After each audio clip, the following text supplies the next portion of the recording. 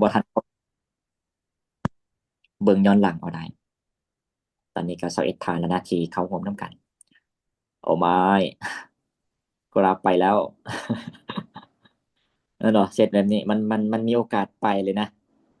แต่ว่าก็รอเบิ่งตัวจริงว่ามันสิลงมาฮับบ่เฮาลิมิตปลาไว้เลยเดี๋ยวเฮาต่อบทเรียนกันอ๋อจุ่มก็มันแบ่งสองหอมีใส่โอเคอ่ะหอนะคือไว้เอ่ออืมของเฮามื้อนี้นี่นะก็สิเป็นตัวระบบเครื่องมือนะตัวอย่างวันจันทร์ฮอดวันพฤหัสที่เฮาเรียนกันก็สิมีอาจารย์นนท์อาจารย์ศักดิ์ศรีอาจารย์ชิปแล้วก็อาจารย์สร้างที่สอนในเชิงที่ว่าเป็นกราฟเทคนิคนะเรียกว่าเป็นระบบที่วิเคราะห์กราฟเป่าว่าอ๋อการที่ว่าเฮาใช้กราฟเป่าในการที่ว่าเฮาเข้าเทรดการที่ว่าเฮาวิเคราะห์มันเป็นจังไดอ่าหลายคนก็ได้เรียนกันว่าอ๋อโลจิกเนี่ยนะอย่างเช่นตัวระบบเฮาต้องได้เบิ่งนี่1 2 3 4โลจิก1 2 3 4ครบเงื่อนไขค่อยเข้าบ่ครบก็คือบ่เข้า ตัวอย่างมื้อแรกหรือว่ามื้อวันจันทร์อาจารย์นนท์ก็สิเจาะลึกตัวเอิ้นว่าเป็นตัว Market Structure หรือว่าตัวโครงสร้างตลาดว่าอ๋อตลาดณปัจจุบันตัวอย่างเปิดกราฟมาปุ๊บฝั่งใดมันได้เปรียบฝั่งใดที่ว่าเฮาควรเลือกลิ้นอ่าแล้วก็มื้อวันอังคารอาจารย์ทาโร่ก็สิมาเจาะลึกเกี่ยวกับชาร์ตแพทเทิร์นหรือว่าแพทเทิร์นกราฟหรือว่าพฤติกรรมของกราฟว่าอ๋อเวลาที่ว่าเจอจริงนี่นะเวลาที่ว่าเฮาเจอรูปแบบนี้แล้วมันมักกลับโตเจอรูปแบบนี้มันมักไปต่อแบบนี้ใช่นะ อาจารย์ทาโรกามาแชร์มาขีทีเราใช้ว่าเราใช้แพทเทิร์นกราฟจังใดมื้อมื้อวันพุธก็สิเป็นอาจารย์ทิปที่เราสอนเกี่ยวกับโซนในการเข้าเทรดตัวอย่างนะออเดอร์บ็อก FVG Demand Supply โลจิกการสังเกตหรือว่าวิธีการสังเกตรูปแบบแต่ละรูปแบบมันเบิ่งอีหยังแหน่สินะเฮาก็เคลียร์ก็เก็ตนำกันละจากนั้นอ๋ออาจารย์เอกาชิสอนตัวเอิ้นว่าเป็นตัวคอนเฟิร์มนะตัวอย่างตัวแท่งเทียนนะอาจารย์ศักดิ์ศรีสอนบอกอ๋อมันเกิดแท่งแบบนี้ปุ๊บคอยเข้าบ่เกิดก็คือบ่เข้าอ่าแล้วก็ในภาคของพรก็คือสิเป็นตัวเครื่องมือว่าอ๋อการที่ว่าเขาใช้เครื่องมือนี่นะโลจิกมันเป็นจังไดนะเดี๋ยวก่อนที่ว่าเขาสิไปตัวเครื่องมือเดียวพรขอหยิบยกตัวนี้ขึ้นมาเพื่อแชร์ให้หลายๆคนนี่นะเข้าใจก็คือตัวระบบหรือว่า System Trade นะคือคำว่าระบบเนี่ยนะคันซับหรือว่าความหมายของมันก็คือสิเป็นกฎหรือว่าขั้นตอนหรือว่าเงื่อนไขที่ว่าเฮาใช้ตัดสินใจในการเข้าเทรดหนึ่งเฮาเบิ่งหยังสองเบิ่งหยังแบบนี้การบริหารเด้วิธีคิดหรือว่า mindset เด้พวกนี้เขาสิเอิ้นว่ารวมในตัวระบบเทรดบ่แม่นว่าเปิดกราฟมาปุ๊บอยากเข้าบายกะเข้าอยากเข้าเซลล์กะเข้าสินะ หรือว่าการคำนวณล็อตแบบนี้อยากกดเท่าใดก็กดเชิงการที่ว่าเฮาสิยืนในหน้าได้คันเฮาเฮ็ดแบบนั้นแสดงว่าจังใดเฮาก็ยืนในหน้าบ่ได้ก็เลยว่าอ๋อเฮาต้องได้มีตัวระบบนี้หรือว่าระบบเทรดเนี่ยการที่ว่าเฮาสิเข้าออเดอร์หนึ่งๆสินะเฮาต้องมีลอจิกว่าอ๋อเงื่อนไขนี้เฮาสิเข้าครบเงื่อนไขค่อยเข้าแล้วการบริหารเด้เฮาสิบริหารจังใดแล้ววิธีคิดเด้เฮาสิคิดจังใด อ่าอันนี้ก็คือการที่ว่าเขามีระบบส่วนระบบหรือว่าเงื่อนไขของตัวระบบเนี่ยนะก็ตามที่ทุกคนเห็นนี่เลยก็จะมี4เงื่อนไขหลักๆรวมกันก็คือเป็นตัวระบบเทรดแรกเริ่มก็จะเป็นเงื่อนไขการเข้าออเดอร์นะหรือว่าเข้าไม่เข้าเทรดตัวอย่างเขาสิบายเขาสิเซลแบบนี้สินะเขาต้องได้รออีกอย่างต้องมีอีกอย่างบ่สิเป็นการวิเคราะห์กราฟเปล่ามันก็ต้องมีโลจิกหรือว่าเงื่อนไขของมัน หรือว่าระบบเครื่องมือก็คือกันต้องได้วางโลจิกมาว่าอ๋อ1 2 3 4เฮาสิเข้าระบบนี้เฮาสิเฮ็ดแบบนี้แล้วก็ระบบที่เฮาใช้หรือว่าเฮาสิไปใช้เงินจริงสินะมันต้องผ่านการแบ็กเทสโดยรวมก็คือให้มันมีกำไรค่อยใช้อันนี้ก็คือเป็นตัวแรกหรือว่าเงื่อนไขการเข้าต่อมาก็คือสิเป็นเงื่อนไขการออกในเมื่อที่ว่าเฮาเข้าปุ๊บ SL เด้ TP เด้เฮาสิวางจุดใดยอมขาดทุนยอมเอากำไรเซ็ตใดหรือว่าชุดใดราคาใด ก็คือสิเป็นตัวเงื่อนไขการออกจากการเทรดส่วนต่อมาก็คือเป็นตัวอันว่าเป็นบริหารความเสี่ยงนะบริหารพอร์ตลงทุนตัวอย่างเขาไม่หนึ่งสินะเขาใช้ความเสี่ยงเท่าไหร่ของพอร์ตลงทุนปุ๊บพอร์ต1,000 เหรียญเขาเข้าไม่หนึ่งสินะเขาสิใส่ความเสี่ยงเท่าไหร่หรือว่าใส่จักเหรียญเวลาที่ว่าเขาแพ้เขายอมเสี่ยงหรือว่ายอมเสียจักเหรียญแล้วเวลาที่ว่าเขาได้มาเด้ าสิเอาจักเหรียญอันนี้ก็คือเป็นตัวการบริหารความเสี่ยงแล้วนะทีนี้ต่อไปก็คือจะเป็นตัวเอิ้นว่าจิตวิทยาหรือว่าวิธีคิดหรือว่าตัว mindset นั่นเองตัวอย่างในเมื่อที่ว่าเฮามี3เงื่อนไขนี่ปึ๊บ1เฮาก็มีเงื่อนไขการเข้าเงื่อนไขการออกเฮาก็มีแล้วก็หลักการบริหารพอลงทุนเฮาก็มีสุดท้ายเลยคันเฮาขาดตัวนี้ก็คือแสดงว่า3เงื่อนไขมันก็สูญเปล่าก็คือตัวเอิ้นว่าวินัยนั่นเองหรือว่าการเฮ็ดตามระบบเฮ็ดตามแผนแบบนี้เพราะว่าคันเอาอีหลีนี่นะโดยเวลาที่ว่าเฮาเข้าเด้อปึ๊บเฮาบ่สามารถแบบ ดึงกราฟให้กราฟมันขึ้นหรือว่าให้มันลงให้มันเป็นไปตามที่ว่าเฮาเข้าเฮาบ่มีทางเอิ้นว่าเฮาควบคุมพวกนั้นบ่ได้แต่ว่าสิ่งที่ว่าเฮาเฮ็ดได้ก็คือควบคุมความเสี่ยงแล้วก็เฮ็ดตามแพลนออร์เดอร์นี้ข้อยเข้าที่ออร์เดอร์ละ50เหรียญ100เหรียญเวลาเสียก็เสียแต่เท่านั้นแต่เวลาได้ค่อยได้หลายกว่านั้นตัวอย่างปึ๊บอัตราชนะมันอาจสิบ่ได้สูงเวอร์แต่มันก็สามารถโคเวอร์กันแล้วก็สรุปก็คือมีกำไรแล้วก็ผู้ใดที่ว่าติดตามอ่า เอิ้นว่าติดตามกลุ่มที่พรให้สิทธิ์แล้วก็บ่สิเป็นสถิติโดยรวมอย่างเช่นรายอาทิตย์รายเดือนฉะนั้นทุกคนก็สิเห็นว่าอ๋อมีกำไรแล้วก็อัตราชนะมันก็บ่ได้ชนะทุกไม้แล้วก็บ่ได้แพ้ทุกไม้แบบนี้คันเฮาเฮ็ดตามแผนเฮาก็เห็นว่าอ๋อผลลัพธ์มันเป็นแบบใดสินะอ่าอันนี้ก็คือตัวระบบเทรดนะปึ๊บแล้วตัวที่ว่าเฮาสิมาเจาะลึกกันก็คือมื้อนี้ก็คือสิเป็นตัวที่1นี่นะเงื่อนไขการเข้าโดยสิใช้ตัวระบบเครื่องมืออ่าแล้วก็ก่อนที่ว่าเฮาสิไปตัวนี้เดี๋ยวพรขอกึ่งตัวเดี๋ยวแชร์เข้า Trading View แล้วก็สิแชร์ตัวระบบการวิเคราะห์กราฟเป่าว่าโลจิกนี่นะมันเป็นจังไดเพื่อทวนคืนบทเรียนที่เฮาได้เรียนกันเดี๋ยวเปลี่ยนกราฟแป๊บ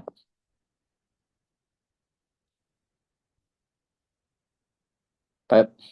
โอเค ตัวอย่างเขาเรียนกันนี่นะผ่านมาอย่างเช่นวิเคราะห์กราฟเป่า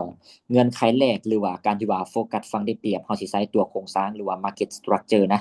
ในการเบิ่งฝั่งที่ว่าได้เปรียบตัวอย่างเห็นแบบนี้ปุ๊บแสดงว่าอ๋อฝั่งบ่ายได้เปรียบแสดงว่าเงื่อนไขแรกเขาได้ละแต่บ่แม่นว่าเห็นแบบนี้ปุ๊บเขาสิเข้าบ่ายเลยแสดงว่าเขาต้องหาจุดในการเล็งหรือว่าราคาที่เอิ้นว่ามีนัยยะตัวอย่างปุ๊บเขาเห็นโลที่ว่าทรงกราฟก็คือสิเป็นเซตนี้ จากนั้นโซนเดะโซนนี้ก็คือเป็นโซนที่หน้าบ่ายเฮาก็ตีจังซี่ไว้อ่าตัวอย่างอาจารย์ทิปสอนว่าอ๋อออเดอร์บล็อกบ่ดีมานด์บ่ EVG บ่เผื่อเล่นบ่ายหรือว่าแนวรับบ่เฮาก็ตีโซนจังซี่ปาไว้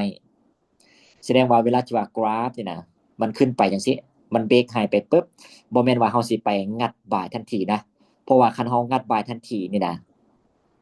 แสดงว่า SL เฮามันกว้าง SL ที่ว่า make sense ก็คือโลลุ่มไปเลยนะ ก็เลยว่าอ๋อเวลาที่ว่าเขาเข้าเขาต้องรอให้กราฟมันย่อ50ปึ๊บอ่า50ปึ๊บอ่ะได้แหละเงื่อนไขที่สองและการเงื่อนไขที่สามก็คือเขาใช้ตัวเที่ยงเทียนในการคอนเฟิร์มอันนี้ก็คือเป็นโลจิกหรือว่าท่าเทรดพื้นเลยเบสิกเลยที่เอ็นว่าคันเขาใช้แล้วก็ปฏิบัติตามแผนเนี่ยอัตราชนะมันก็อยู่ในระดับที่โอเคเลยแล้วก็ตัวเที่ยงเทียนก็จะเป็นภาคไอ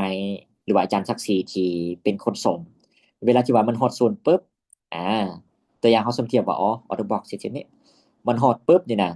คันเฮาบ่ลิมิตเฮาก็รอแต่คอนเฟิร์มหรือบ่ได้ที่ว่าอยากลิมิตก็ลิมิตได้แต่เซตที่ว่าเฮาลิมิตนี่นะข้อเสียเปรียบมันสิมีบ่ว่าอ๋อมันมักแฮกแต่คันเฮารอคอนเฟิร์มนี่นะอัตราชนะมันสิเพิ่มขึ้นแต่ว่า RR มันก็ต่ำกว่าการที่ว่าเฮาลิมิตอ่าตัวอย่างฮอตโซนนี้ปุ๊บรอคอนเฟิร์มเที่ยงเทียน หรือว่า PA ปุ๊บเขาค่อยเข้าหรือปลายขึ้นไปอ่าปลายปุ๊บ SL ก็ตั้งอยู่กองไซเทียน TPไฮเดิมแบบนี้อันนี้ก็คือเป็นโลจิกหรือว่าท่าเทรดในกราฟเป่านะประมาณนี้เลยอ่าทุกคนพอเก็ตปะพอเก็ตบอกเกี่ยวกับโลจิกตัวนี้เพราะว่าคันเขาบอกเข้าใจโลจิกพวกนี้เนี่ยนะเวลาที่ว่าเขาสิไปใช้ตัวเครื่องมือก็คือกางงนะอ่าเข้าใจเนาะ เข้าใจแมันบ่ทุกคนเดี๋ยวผู้ใดที่ว่าเก็ตหรือว่าเข้าใจเดี๋ยวกด ส่งมาเนี่ยเพื่อเฮาสิไปต่อกันเปิบอ่าส่งมาแล้วส่งมาแล้วหลายๆคนเข้าใจนะเดี๋ยวไปต่อกันเปิบ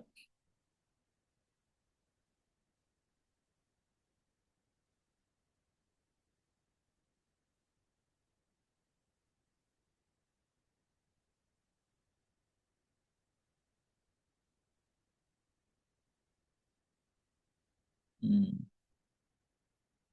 แป๊บหนึงเด้อทุกคนเด้อเดี๋ยวสิแชร์สไลด์ให้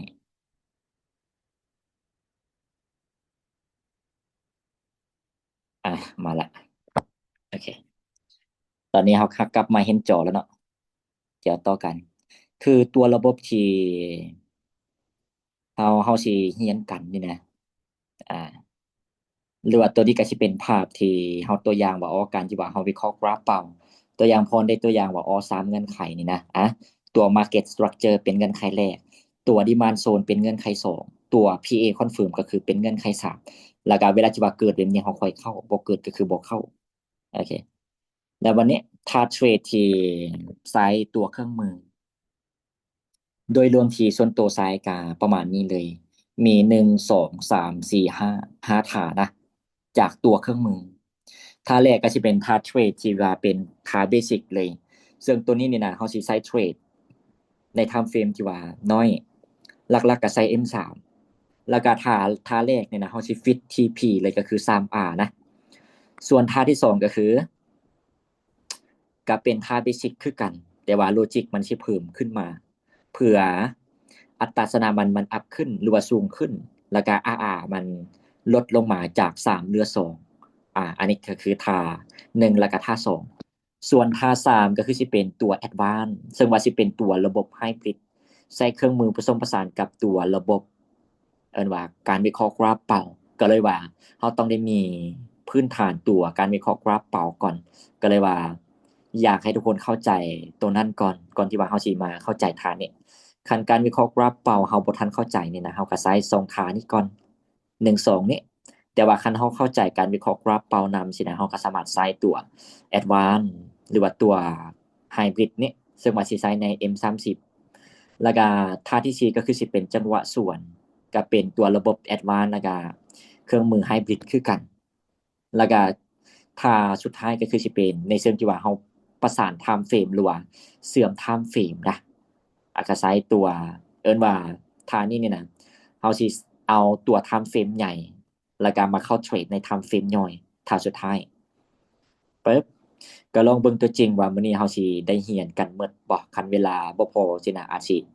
เป็นอาทิตย์หน้านะอ่า แล้วก็มื้อนี้ก็มีสไลด์เลยก่อนที่ว่าเฮาสิไปกราฟจริงเฮาก็มีสไลด์แบบนี้ให้เบิ่งว่าโลจิกที่เวลาที่ว่าเฮาเจอจริงมันเป็นแบบใดซึ่งตัวนี้ก็คือสิเป็นฐานแรกของเฮานะฐานเบสิกเลยแล้วก็โลจิกที่1 2 3 4ฐานนี้สิมี4เงื่อนไขตามนี้เลยตัวอย่างหนึ่งก็คือเฮาสิเบิ่งตัวโครงสร้างหรือว่าเทรนโดยที่ว่าเฮาสิใช้ตัว Infinity Trade ในการเบิ่ง หรือว่า ITS เนี่ยนะที่เราเห็นหน้าจอณตอนนี้หรือว่าเงื่อนไขแรกนี่ ITS เนี่ยนะมันย่อมาจากตัว Infinity Trade ก็คือตัวแม่น้ำนี่แหละอ่า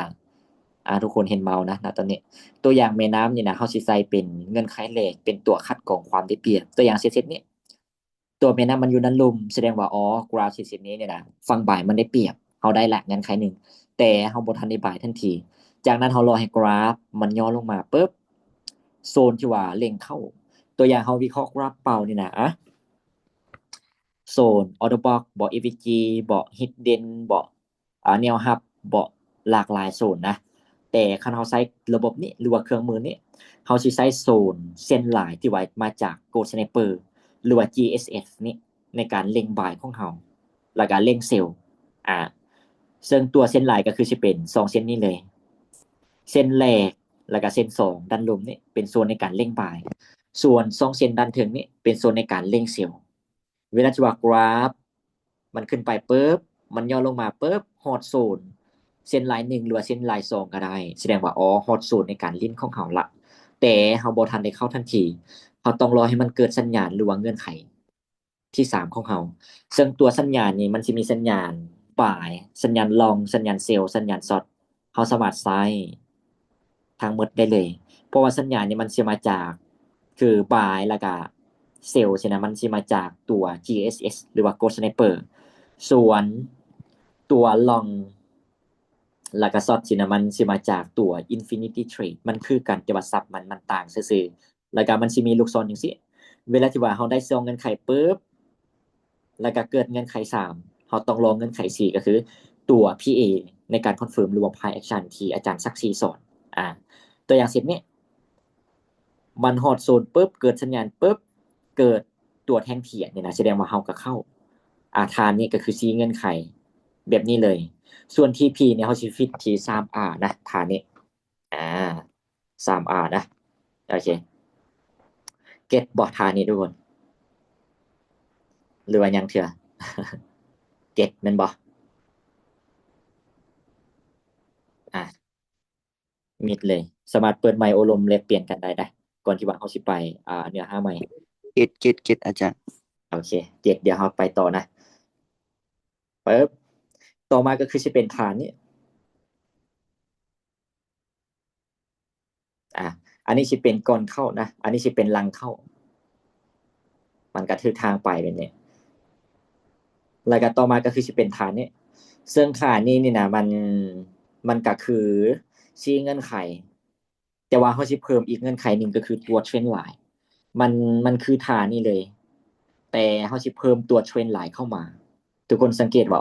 เงื่อนไขแรกมันก็มีเทรนโดยเขาใช้ตัว Infinity Train ในการคัดกรองแล้วก็2ก็คือโซนเช่นไลน์ที่ว่ามาจาก GSS หรือว่า Ghost Sniper แล้วก็สัญญาณนำแล้วก็ตัวเทรนไลน์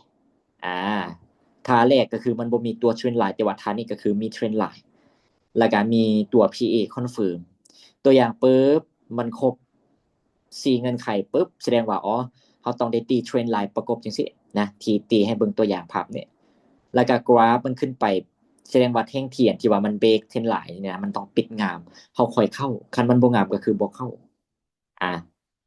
ท่านี้ก็คือ5เงื่อนไขแต่ว่า RR นี่นะเขาสิเก็บสั้นท่านี้นะอันนี้ก็คือก่อนเข้าต่อมาก็คือสิเป็นหลังเข้ากับแบบนี้เลยนะโอเคท่านี้มีพอเก็ตบ่เพราะว่าแชร์ตัวสไลด์ก่อนแล้วก็สิพาทุกคนมาเบิ่งกราฟจริงว่าเวลาที่ว่าเราเจอจริงมันเป็นจังไดมันจังใดใช่นะเพื่อให้เฮานี่นะเก็ตขึ้นตื่มโอเคเก็ตแม่นบ่ทุกคน หรือว่าไปไวโพดแป๊บอ่ะเก็ตแม่นบ่ไอ้มิดแท้ผู้ใดกดผู้ใดเก็ตกด2มาอีกเนี่ยโอเคเก็ตเดี๋ยวเก็ตเฮาไปต่อตัวอย่างเฮาบ่เก็ตนี่นะอยากให้ทุกคนมีคำถามนะเพราะว่าเวลาที่ว่าเฮาเทรดจริงนี่นะมันยิงแบบคันเฮาบ่ละเอียดอีหลีหรือว่าบ่ตกผลึกนี่นะมันเบิ่งบ่ออกอันนี้บอกตรงๆนะมันเบิ่งบ่ออกแล้วก็กราฟมันไปก่อนแล้วก็เฮาจังมันก็ตรงกับระบบเฮาสินะอันนี้ก็เป็นคือกันแต่ว่าปัจจุบันเฮาก็เอิ้นว่าตกผลึกแล้วก็ส่วนน้อยที่สิเป็นแบบนั้นแต่ว่าช่วงแรกที่ฝึกแบบนี้มักเจอว่ากราฟนี่นะหน้างานเนี่ยเฮาผัดเบิ่งบ่ออกกราฟมันไปว่ามันตรงตามระบบสินะก็เลยว่าอยากให้ทุกคนเวลาที่ว่าเรียนอยากให้ทุกคนตัวใดที่ว่าเฮาบ่เก็ตเฮาก็ถามกันแลกเปลี่ยนกันไปคำถามมาแล้วแท่งเทียนเบิ่งนำบ่แม่นเฮาสิใช้ตัวแท่งเทียนในการคอนเฟิร์มนถูกต้องนะตัวอย่างเทรนไลน์ปุ๊บแสดงว่าตัวเทรนไลน์เนี่ยนะเวลากราฟมันขึ้นไปมันเบรกปุ๊บหรือว่ามันทะลุเทรนไลน์ที่ว่าเฮาตีประกบแบบนี้สินะแสดงว่าคันแท่งนั้นมันถอดไส้มันปิดบ่งามแบบนี้นะเฮาก็รอก่อนเฮารอแท่งใหม่ว่ามันปิดงามบ่เฮาค่อยเข้าต่อมาก็คือสิเป็นท่านี่ท่าไฮบริดนะเป็นตัวระบบแอดวานซ์แล้วก็ท่านี้นี่นะใช้ใน M30 เอิ้นว่ามื้อนี้นี่นะมาให้ขี่หรือว่ามาให้เซตอัปเทรดที่ส่วนตัวซ้ายเลยผู้ใดที่ว่าติดตามกลุ่มก็เห็นเลยว่าพรเทรดเนี่ยนะก็ท่าแบบนี้เลยง่ายๆแบบนี้เลยนะแล้วก็เราสิมาเบิ่งกันว่าลอจิกมันมีอิหยังแหน่หนึ่งมาก็คือ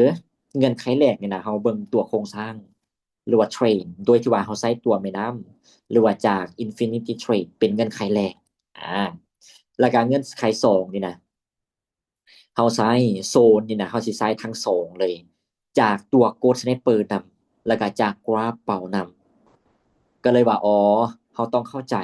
การวิเคราะห์กราฟเป่านำมันคอยเล่นทานนี้ได้คันเขาบอกเข้าใจในทานนี้นี่นะหรือว่าการวิเคราะห์กราฟเป่าแสดงว่าทานนี้เขาบอกสามารถใส่ได้ ตัวอย่างปุ๊บเงื่อนไขสองนี่นะมันฮอดโซนเส้นลายเขาก็ใส่ได้ หรือมันบ่ทันฮอดโซนเส้นลายแต่มันฮอดโซนจากกราฟเป่าแบบนี้เขาก็เข้าได้ และการเงื่อนไขสามก็คือเป็นตัว liquidity หรือว่าจุดที่ว่ามันเคลียร์สภาพคล่อง อันนี้เขาก็ต้องได้เก็ตเขาต้องเข้าใจว่าอ๋อการเคลียร์สภาพคล่องนี่นะมันเป็นยังไงแล้วก็ต่อมาก็คือสิเป็นสัญญาณอย่างเช่นสัญญาณ buy สัญญาณ long สัญญาณ short สัญญาณ sell ซึ่งตัวนี้นี่นะคือพรใหม่บวกใหม่ลบจังซี่นี่นะเอิ้นว่ามันมีก็ได้บ่มีก็ได้แต่เงื่อนไขสุดท้าย PA confirm นี่มันต้องมีอ่าหลายคนอาจสิยังสับสนอยู่เดี๋ยวเราสิไปเบิ่งกราฟจริงเพื่อให้เราเก็ตนำกันนะตัวอย่างภาพตอนนี้เลยเราเห็นตัวแม่น้ำปึ๊บมันบ่อยู่ด้านเทิงแสดงว่าเงื่อนไขแรกเขาได้แล้วนะเงื่อนไขสองโซนมันบ่เราเห็นกราฟเส้นนี้น่ะแม่นอยู่ว่ามันบ่ทันแตะโซนเส้นลาย ที่มาจากกดในเปิดแต่เขามาเบิ่งโซนนั้นนี่บ่มันมีดีมานด์ที่ว่าอยู่ในนี้ก็เลยว่าอ๋อมันมาต่ำดีมานด์ปุ๊บแสดงว่าเงินไขส่งนี่เขาได้ละแล้วก็ liquidity ที่พรตีนี่หรือว่าสัญลักษณ์เป็นดอลลาร์นี่นะแสดงว่าจุดๆนี้เป็น liquidity มันขึ้นไปเคลียร์ปุ๊บถ้าโซนตัว supply ของเขานี่ปุ๊บเมื่อกี้ว่าผิดเด้อว่าดีมานด์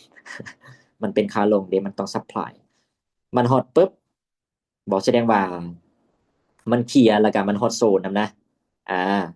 แล้วก็สัญญาณเซตนี้มันเกิดสัญญาณนำแล้วก็ PA ก็คือถอดไส้แสดงว่าเฮาก็เข้าซึ่งท่านี้นี่นะหอบการเก็บบ่ได้ที่ว่าติดตามกลุ่มก็เช่นว่าอ๋อส่วนโตซ้ายนี่นะสิบ่ได้ฟิต TP ในเชิงที่ว่ารันหรือว่าถือออเดอร์ไปแต่ว่าเฮาสิมีตอนที่ว่ามันเกิดแข่งที่ว่าปิดกงกันข้ามหรือว่า PA ท่านี้นะปึ๊บส่วนท่านี้ก็คือสิเป็นไฮบริดคือกันเอ้ย ตัวนี้มันเป็นท่าเก่าเมื่อกี้อันนี้เป็นก่อนเข้าแล้วก็หลังเข้านะแล้วก็ท่าต่อไปก็คือสิเป็นจังหวะส่วนอ่าซึ่งจังหวะส่วนนี่นะพรคอกึ่งจังซี่อัตราชนะมันสิบ่ค่อยสูงปานใดแต่ว่าเราสามารถเล่นได้โอเคนะแล้วก็เงื่อนไขแรกเนี่ยเราสิเบิ่งจุดที่ว่ามัน break BOS หรือว่า break of structure ตัวอย่างปึ๊บไฮใหม่มันส่งกราฟทะลุโลเก่าสินะแสดงว่าอ๋อจุดๆนั้นจุดที่ว่ามันทะลุตัวอย่างจุดที่ว่าพรเต็มนี่ตอนนี้นี่นะมันเป็นจุดที่ว่ามันเบรกแล้วนะมันเบรกปุ๊บอ่าแล้วก็มันอาจสิไปต่ำโซนได้หนึ่งที่อยู่ด้านนี้แล้วก็มันเกิดการคอนเฟิร์มด้วย PA หรือว่า Price Action แล้วก็เกิดตัวสัญญาณนำแบบนี้คือเซตนี้เลยเฮาก็เข้า แต่ว่าจังหวะนี้นี่นะเฮาสิไปเก็บยาวบ่ได้เฮาต้องได้เก็บสั้นตัวอย่าง1:2บ่แบบนี้นะหรือว่าเฮามีช่วงที่ว่ามันปิดเป็นแทงตรงกันข้ามอันนี้ก็คือเป็นท่าจังหวะส่วนเทรดนะโอเคอันนี้ก็สิเป็นก่อนเข้าอันนี้สิเป็นหลังเข้านะอ่าอ่ะประมาณนี้ทุกคนแล้วก็เฮายังท่าตัวคือท่านี้นี่นะพรคิดว่าคันเฮาบ่เข้าใจตัวท่าพวกนี้เฮาสิไปท่านี้เลยสินะมันความเข้าใจอาจสิยังเทื่อก็เลยว่ามื้อนี้นี่นะหลักๆเฮาสิมาแชร์ตัว4ท่านี้ว่าเวลาที่ว่าเฮาเจอจริงมันเป็นจังไดแต่ว่าท่านี้นี่นะเฮาอาจสิโยกไปอาทิตย์หน้าเพราะว่าอยากให้ทุกคนเข้าใจพวกท่านี้ก่อนตัวอย่างเฮาเข้าใจแต่ท่าแรกแบบนี้เฮาก็สามารถใส่สร้างเงินได้เลยหรือ เข้าใจทั้งหมดเลยมันก็ยิ่งดียิ่งได้เปรียบเลยอ๋อท่านี้มันบ่เกิดท่านั้นมันครบสินะเราก็เข้าอ่าสำหรับ4ท่านี้นี่นะภาคเรียนว่าเป็นทฤษฎีหรือว่าสไลด์มีตัวใดที่เรายังบ่เก็ตบ่เราถามแลกเปลี่ยนกันได้ก่อนที่ว่าเราสิไปเบิ่งกราฟจริงทุกคนเปิดไมค์ถามได้เลยหรือว่าผู้ใดสบายที่ว่าบ่ดีอาจารย์สะดวกเปิดไมค์ก็สามารถพิมพ์มาได้ทุกคนพิมพ์มาได้คือกันนะสบายสบายดีอาจารย์โดยสบายดี อ่าตัวอธิบายเมื่อกี้มันอ่าทำฟิล์ม M3 หรือ M5 อาจารย์อ๋อตัวท่าใดเดี๋ยวเมื่อกี้นั้นท่าแรกบ่อย ตัวส่วนเทรนแม่นตัวส่วนเทรนอ๋อตัวที่ ตั ส ว อง ตัวส่วนเทรนนะเขาสิใช้ time frame ใหญ่ไอ้ซึ่งส่วนตัวใช้หลักๆเป็น M30 เลย จังหวะส่วน บ่แม่น M5 เนาะ แม่นแต่ว่าคันเป็น M อ่าถ้า M ย่อยอย่าง M3 นี่นะเขาสิใช้ท่าตัวที่1แล้วก็2แต่ว่าคันเป็นเซตอัพหรือว่าท่า3ที่ท่า4นี่นะเขาสิใช้เป็น time frame ใหญ่ แล้วก็ส่วนตัวใช้หลักๆเป็น M30 อืมอ่า โอเค เก็ต โอเค นะ เข้าใจอาจารย์ โอเคไอ้คนอื่นมีตัวใดที่อยากแลกเปลี่ยนเขาแลกเปลี่ยนกันได้ปึ๊บมีตัวใดออเดอร์แล้วนะแมันบอกเดี๋ยวว่าเซตนี้มันมีจุดบอดทุกคนอ่ะผู้ใดได้ออเดอร์ที่เขาลิมิตกันนี่นะกันน่าถึงเด้อเดี๋ยวคอยขอกันน่าถึงก่อนเอาลงมาแล้วเซตนี้เนี่ยนะเดี๋ยวเขาเบิ่งเซตนี้กันเพราะว่าส่วนตัวเบิ่งก็คือมันมีจุดบอดก็เลยว่าโอกาสที่ว่ามันสิขึ้นนี่นะอาจสิยังเทื่อ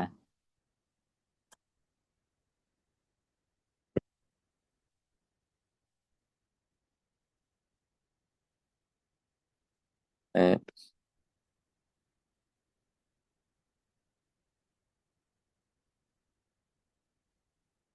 อ่ะผู้ใดที่ลิมิตโซนนี้เนี่ยนะก็มีแต่กันน่าถึงเด้อเพื่อเซฟความเสี่ยงทุกคน คือท่านี้นี่นะมันเป็นจังหวะส่วนนาทีเขาเข้าล่าสุดเลยเปิดเสร็จเนี่ยมันเป็นจังหวะส่วนนะอ๋อลืมแชร์จอพอดีว่ายังอยู่อันตัวเดี๋ยวใช่ไหมยังอยู่หน้ากราฟโอเคอ่ะผู้ใดที่ว่าลิมิตที่เขาสกิดบอกกัน4150นี่นะเขากันนัดขึ้นเลยเพื่อเขาเซฟความเสี่ยงนะ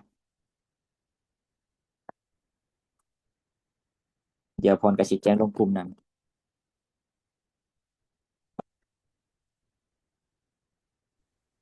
สบายดีอาจารย์ว่าพอดีขอถามเลย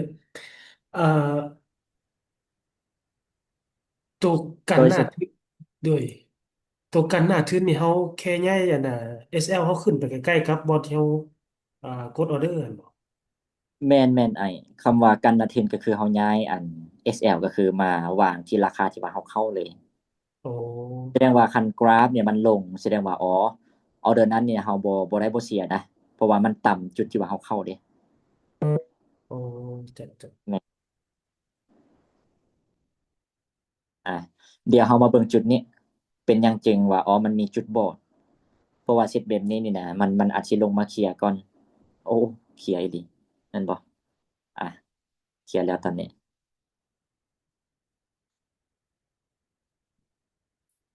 เปิด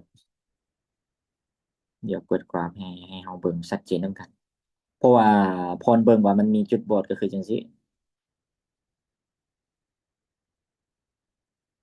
อ่าเฮาลิมิตเสร็จนี้ราคานี้นะแม่นบ่แล้วก็กราฟนี่นะลืมแจ้งแป๊บหนึงเดี๋ยวก่อนเด้อว่าสิพิมพ์กี่นี่แล้วลืมพิมพ์อยู่เ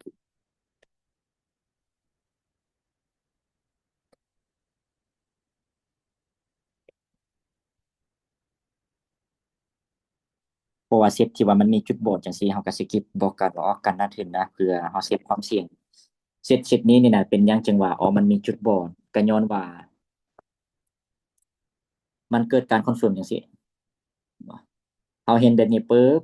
เฮาสกิปบอกกันผู้ใดที่ว่าบ่ทันได้กดนี่นะเฮาลิมิตที่โซนนี้เลยราคานี้ราคาเส้นสีขาวนี่เลย SL กับยูรุมกองไซนี้แม่นบ่เฮาบอกกันนะแล้วก็กราฟปึ๊บอ่ะบัดนี้แท่งนี้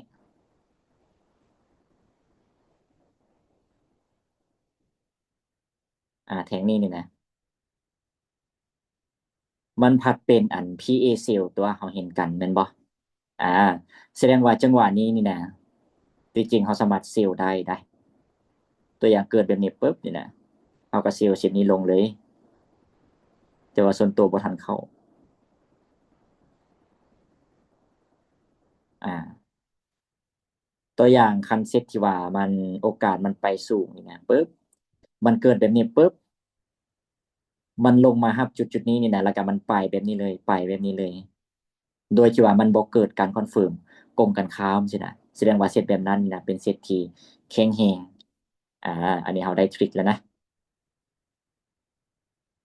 เดี๋ยวเราลองเบิ่งกราฟล่าสุดว่ามีเซตให้เขาบ่เปิด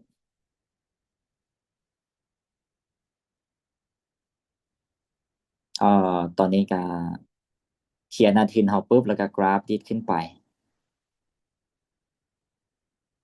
เดี๋ยวเราลองเบิ่งคู่อื่นนะคันมีจังหวะเราก็สกิดบล็อกกันเข้านํกันเดี๋ยวสิลองเบิ่งตัว Nesloy เพราะว่ามื้อเช้านี้ค่อยเห็นจังหวะมันงามอยู่แต่ว่ากราฟมันไปก่อนจึงเห็นลงรถไฟจึงเห็นยังเทื่อตอนนี้คือมื้อเช้านี่นะคันเห็นประมาณนี้คือสิสกิดบอกให้บายนํกันนะแต่ว่าบ่ทันเบิ่งกราฟลงรถไฟปุ๊บกราฟมันไปละก็เลยว่าบ่ได้เอาเด้อเสียสินี้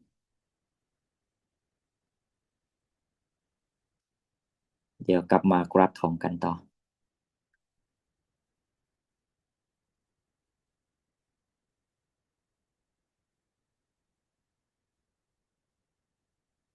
ปึ๊บ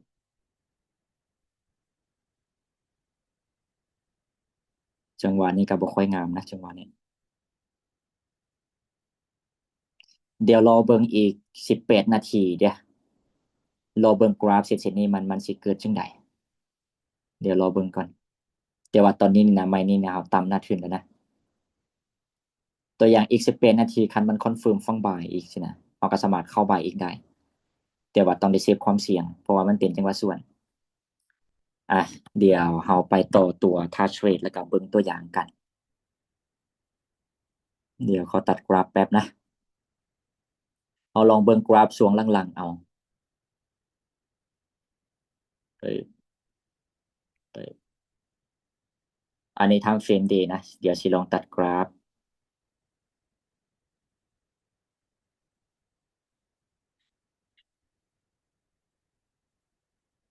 ตัวอย่างเรา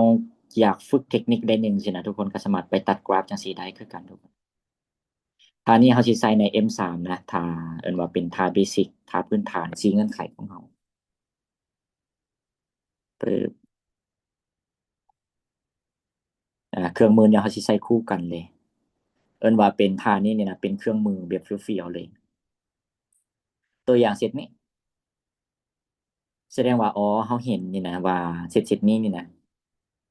ตัวแม่น้ำนี่มันอยู่ด้านลุ่มนะเซตปัจจุบันนี่แสดงว่าเงื่อนไขแรกก็คือเราได้บายละ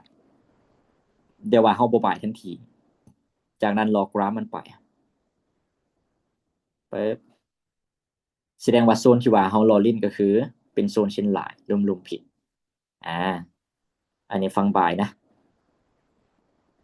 เวลากราฟมันขึ้นไปแบบนี้เราก็รอก่อน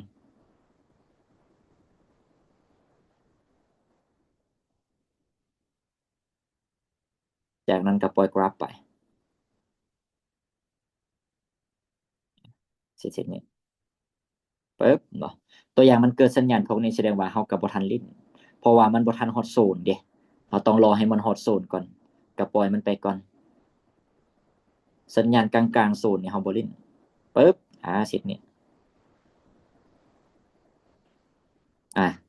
แสดงว่าเซตนี้นี่นะครบเงื่อนไขเราแล้วนะท่าแรกของเราคือ1มานี่เราเบิ่งตัวแม่น้ำมันอยู่ลุ่มกรามนะกรามมันอยู่ที่ถึง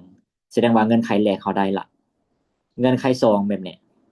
กราฟมันย่อลงมาปุ๊บแตะเส้นลาย1แล้วก็2บ่มันแตะ1ก็ได้หรือว่าแตะทั้ง2ก็ได้ใส่ได้คือกันพอเพียงมันมาแตะ0จากนั้นเงื่อนไข3ของเราปึ๊บตัวสัญญาณปึ๊บตัวแท่งเทียน ที่อาจารย์ศักดิ์ศรีสอนว่าอ๋อแท่งแบบนี้เอิ้นว่าเป็นแท่งกึ่งกินแสดงว่าเส้นแบบนี้นะท่าแรกของเฮาก็เข้าเลย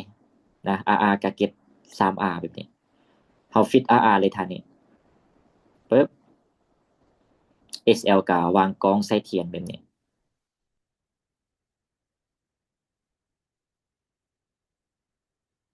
ตัวอย่างตัว SL เนี่ยอาจสิวางเพื่อเล็กน้อยส่วน TP เฮาก็ฟิตเลย1:3ปึ๊บอ่ะจากนั้นเฮาก็ปล่อยกราฟไปสิแพ้หรือว่าชนะเอาบ่ฮู้ปึ๊บแสดงว่าเซตนี้น่ะชนะไปอ่ะอันนี้ก็คือเป็นท่าแรกของเฮานะโลจิกการเบิ่งแบบนี้เลยแต่บัดนี้พรสิเสื่อมอันตัวท่าที่สองให้เลยแล้วก็สิแชร์ว่าอ๋อมันได้เปรียบเสียเปรียบจังใดคันเป็นท่าสองนี่นะเฮาสิบ่ได้เข้าจุดๆนี้นะเฮาเห็นกราฟแบบนี้ปึ๊บคันเฮาใส่ท่าแรกเนี่ยนะแสดงว่าเฮาได้เข้าละได้เข้าบ่ายแล้วนะแต่คันเป็นท่าสองนี่นะเฮาสิใส่ตัวเทรนไลน์จากสวิงไฮดันถึงนี่มาหาสวิงไฮดันลูปแบบนี้เฮาตีแบบนี้เลยแล้วเวลากราฟมันขึ้นไปปึ๊บมันทะลุเทรนไลน์เนี่ยนะหรือว่าอีกแบบหนึ่งเขาคือสิเอิ้นว่าเป็นตัว liquidity trend line ได้คือกันเวลามันทะลุปุ๊บแล้วก็แทงเนี่ยมันปิดเป็นแทงที่ว่างามหรือว่าบ่ทอดไซด์ไลน์แบบนี้นะเขาค่อยได้บายขึ้นไปอ่าตัวอย่างเช่นนี้ปึ๊บเนาะมันทะลุแม่นบ่แล้วก็มันปิดงามแม่นบ่เฮาเห็นแสดงว่าท่านี้นะเฮาเข้าก็คือเฮาสิได้ออเดอร์อยู่พี่เฮาบ่ได้อยู่ลุ่มคือท่าแรกนะ TP ก็คือเฮาสิเก็บแต่ 2R แต่ว่าคันเป็นท่าแรกก็คือเฮาสิเก็บ 3R ตัวอย่างท่านี้เนี่ยเฮาสิแปลเก็บ 3R ก็คือมันส่วนหลายมันบ่ฮอดก็เลยว่าเฮาเก็บ 2R เพราะว่าเฮาได้จุดที่ว่ามันสูงเด้เฮารอให้มันเบรกเทรนไลน์อ่าไปปึ๊บกราฟก็ขึ้นไปอ่าแล้วก็ท่า1แล้วก็ท่า2นี่นะมันมีข้อเปรียบเป็นว่าข้อได้เปรียบแล้วก็เสียเปรียบจังซี่ท่าแรกอัตราชนะมันบ่ได้สูงคือกับท่าที่2แต่ RR มันสูง เพราะว่าเราฟิตที่ 3R แล้วก็เราได้จุดที่ว่ามันดีเด้คอนเฟิร์มโดยแทงเทียนปุ๊บเราเข้าแต่ว่าท่าที่2เนี่ย RR มันบ่หลายมัน2แม่นบ่เราฟิตที่2R เลยแต่อัตราชนะมันก็เพิ่มขึ้นเพราะว่าเรารอคอนเฟิร์มอีกตัวเทรนไลน์เด้อ่าท่า1แล้วก็ท่า2แบบนี้เลยปึ๊บ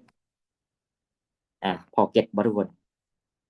พอเข้าใจบ่ตอนนี้ก็28ท่านาทีเข้าโฮมนำกัน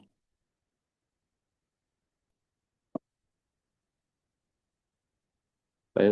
บพอเก็ตบ่ทุกคนละเอียดแม่นบ่หรือว่ายังเทื่อ เดี๋ยวเปิดไมค์โอลมแลกเปลี่ยนกันได้เลยละเอียดอาจารย์ละเอียด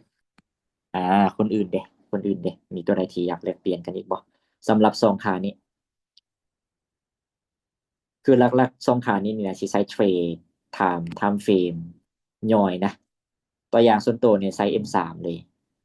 กับโลจิกกับแบบนี้เลย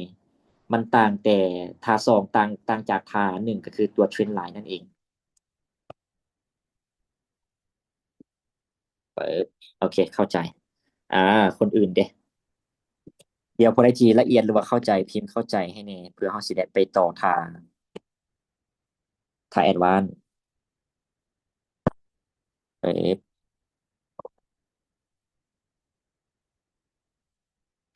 แล้วก็พรข้อกึ่งจังซี่ทุกคนทุกท่าเนี่ยนะทุกท่าเทรดหรือว่าระบบเทรดมันบ่มีแบบว่าระบบที่สิอัตราชนะ100%อันนี้เขากึ่งแล้วก็กล่าวเว้าได้เลยณจุดที่ยืนอยู่ณปัจจุบันมันบ่มีระบบว่าเข้าอัตราชนะ95% 100%แบบนี้สินะมันบ่มีแบบนั้นอ่าทุกคนก็เห็นสถิติที่เฮาเทรดกันเฮาให้ซิกกันก็แบบนั้นเลย มันก็มีแพ้มีชนะแต่ว่าโดยรวมก็มีกำไรอือฮึนะโอเครายผลละเอียดนะหรือว่าผู้ใดที่ว่าบ่ทันละเอียดก็สามารถเปิดไมค์ได้หรือว่าพิมพ์เข้ามาได้ทุกคนเปิดละเอียดกันเบิดนะเดี๋ยวขอเช็คเบิ่งแป๊บมื้อนี้มีข่าวบ่อ๋อบ่มีนะมื้อนี้วันศุกร์เดี๋ยวเราลองมาเบิ่งอีกตัวอย่างเบิ่งเด้อ ก็ปล่อยกราฟไปเส้นเนี้ย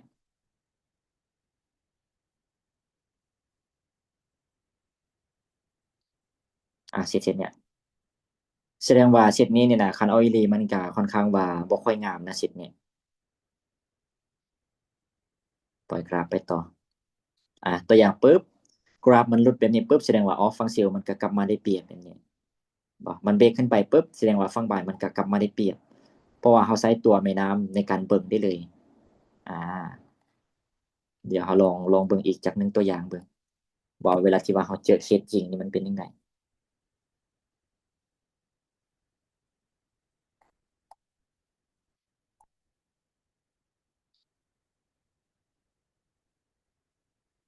ปึ๊บเดี๋ยวเราเบิ่งเส้นนี้เบิ่ง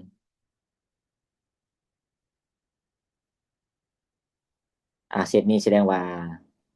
เราก็เอาจริงๆนี่นะเดี๋ยวลองตัดกราฟเบิ่งเส้นนี้อ่ะ ตัวอย่างเส้นนี้ปุ๊บนี่นะแสดงว่าคันเราใช้ค่าหนึ่งนี่นะเราสิได้เข้าออเดอร์บ่ายเลยนะตอนนี้นะเราเข้าบ่ายเลยนะตอนนี้เราเข้าบ่ายราคานี้เลยปิดแทงนี่ปุ๊บแสดงว่าเราเข้าเพราะว่าเงื่อนไขต่างๆมันครบเด้แต่ว่าคันเราใช้ท่าสองเราต้องรอใช้เทรนไลน์ประกบแบบนี้มันเบรกไปปุ๊บมันคอนเฟิร์มงามเราค่อยเข้าบ่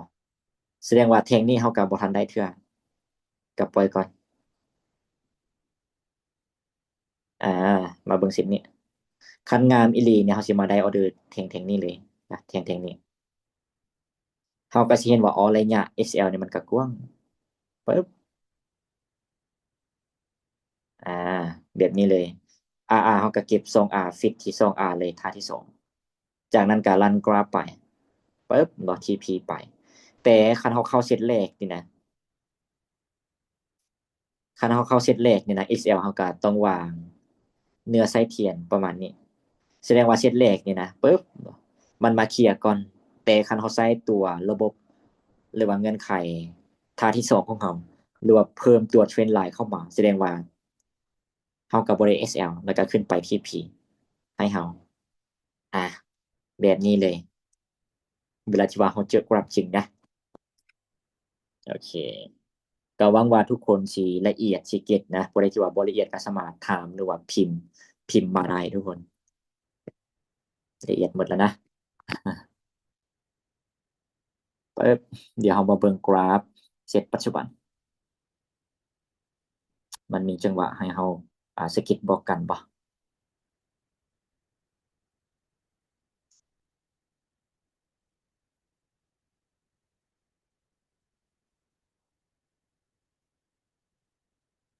ปอเฮ็ดกันคักใช่ป่ะกราฟมันมาเคลียร์เฮาแม่นบ่โอ้ไม่เดี๋ยวเบิ่งกัน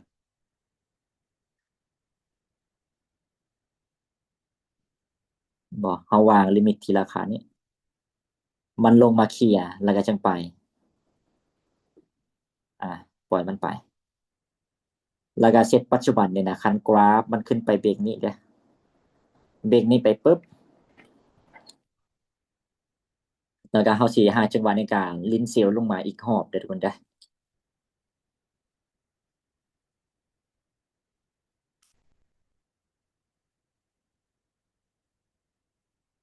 เดี๋ยวเฮาเบิ่งคู่อื่นแป๊บมีจังหวะให้เขาลิ้นบ่อ่าตัว Nest 100ก็น่าสนใจ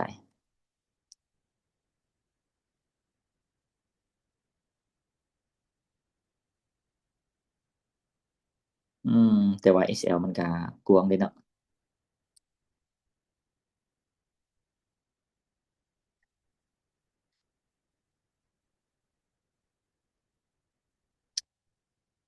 ตัว BTC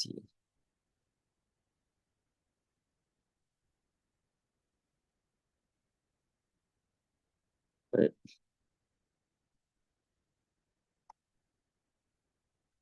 ตัว BTC นี่ก็น่าสนใจเด้อเดี๋ยวเฮาลองเบิ่งแล้วก็เฮาสิมาเบิ่งว่าคู่ใดที่มันงามอีหลีเฮาสิเข้านำกัน เขายังเหลือเวลาประมาณ5 นาทีนะจบแข่งนี้ เดี๋ยวเราลองมากลับมาเบิ่งตัว Nestle กัน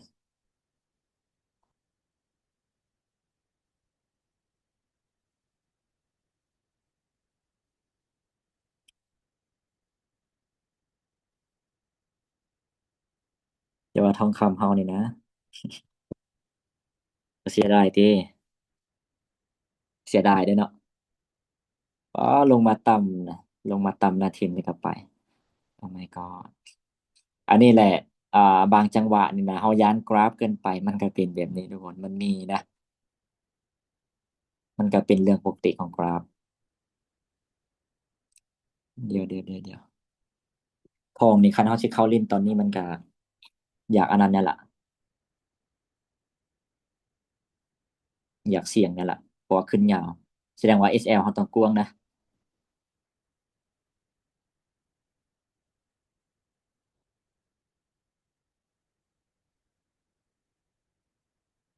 เอออ่ะตอนนี้นี่นะส่วนตัวเบิ่งอัน BTC เด้อ BTC กับตัว Next 100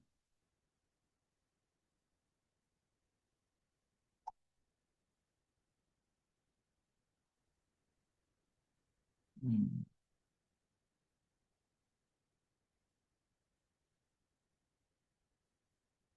เดี๋ยวเฮาเอาเป็นตัว Next 100เอาเด้อทุกคนเด้อ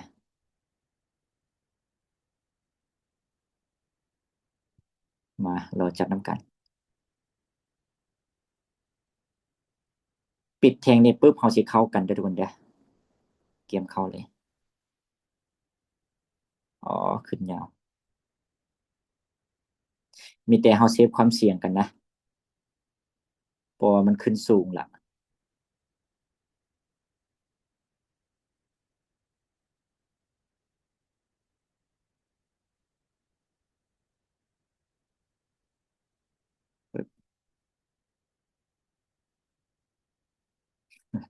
โอ้กราฟมันก็ไปก่อนล่ะ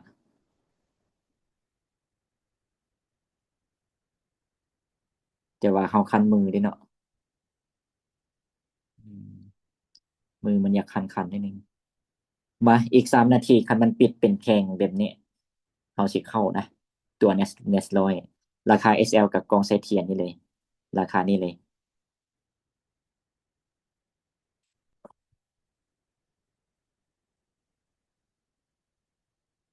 เดี๋ยวว่า BTC ก็น่าสนใจอยู่นะ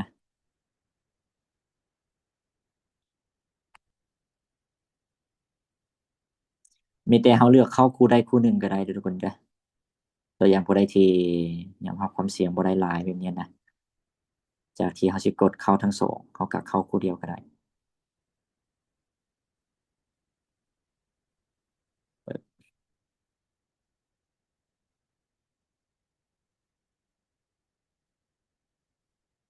อ่า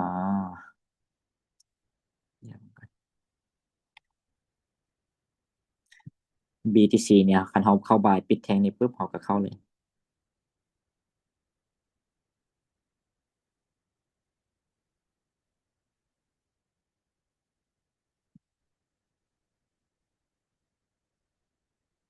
มีซองคู่ตอนนี้ที่น่าสนใจตัว Nest 100แล้วก็ตัว BTC แต่ว่าส่วนตัวสิเข้าตัว Nest 100เด้อทุกคนเด้ออ่ะเกมคำนวณกัน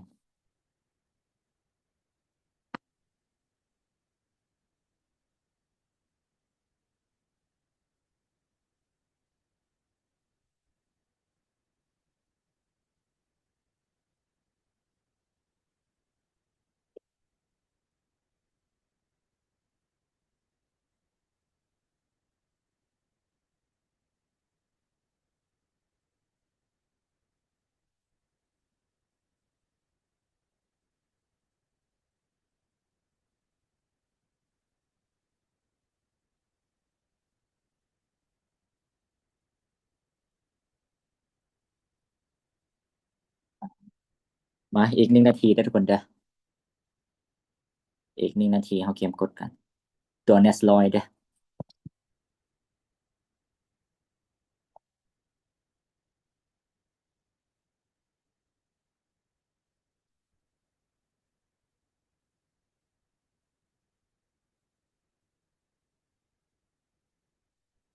อย่าลืมคำนวณกันนะความเสี่ยงเบาๆเอาก็ได้ทุกคน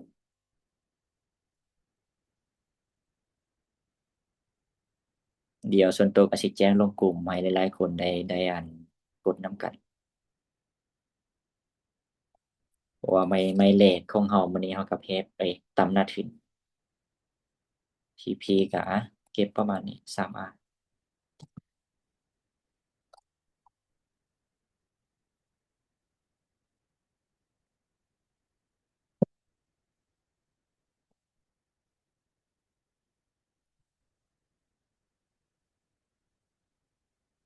เดี๋ยวอันสิหยุดแชร์จอแป๊บเด้อเดี๋ยวสิเอ่อส่งสิกลงกลุ่มทุกคนเดี๋ยวรอแป๊บนึง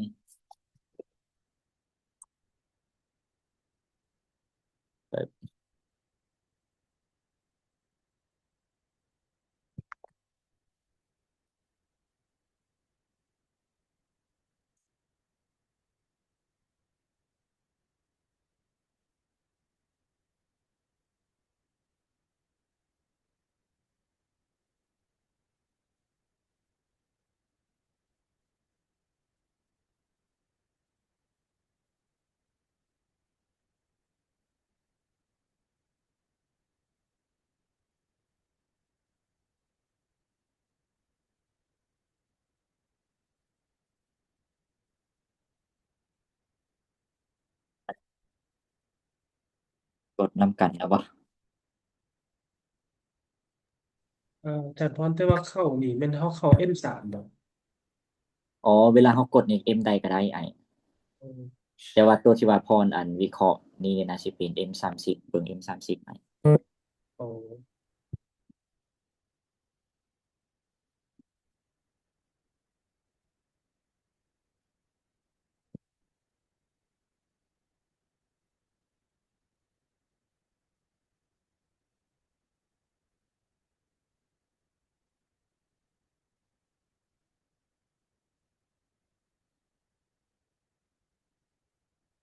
มีผู้ใดได้กดกันแน่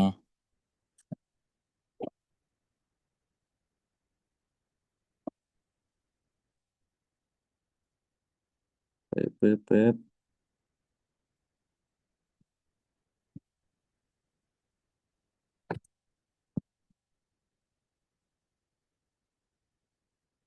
SL เฮาก็วางกล้องใส่เทียนได้เด้อทุกคนเด้อ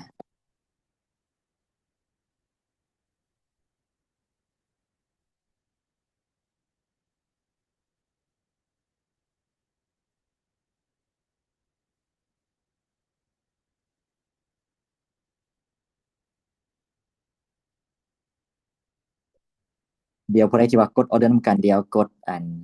เก่าๆมาแน่ทุกคน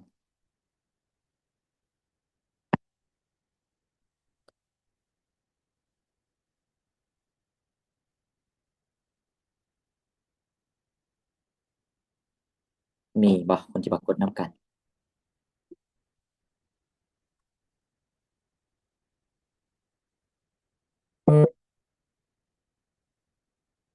อ่าตัวทองเฮานี่ที่จริงมันก็ขึ้นไปเบรกอันสวิงนี่นะ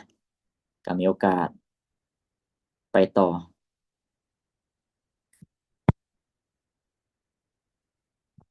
เก่าๆบ่ all in ติหยอกเด้อโอเคตัวอย่างตัว Nesloy นี่นะคือเสร็จๆนี้คันเฮาบ่ย้านตกรถนี่นะเฮาก็วางเสร็จๆนี้เลยออเดอร์ลิมิตเสร็จๆนี้โซนนี่เพราะว่ามันสร้างกรอบเสร็จๆนี้เด้อ่า เวลาที่ว่ามันลงมาเต้นนี่ปุ๊บมันจะมีโอกาสกลับตัวแบบนี้แต่ว่าบางเซตก็คือมันก็ไปเลยแบบนี้สินะแต่ว่าเราเลือกที่ว่าจะเข้าเพราะว่ายานมันไปเลยอ่าโอเค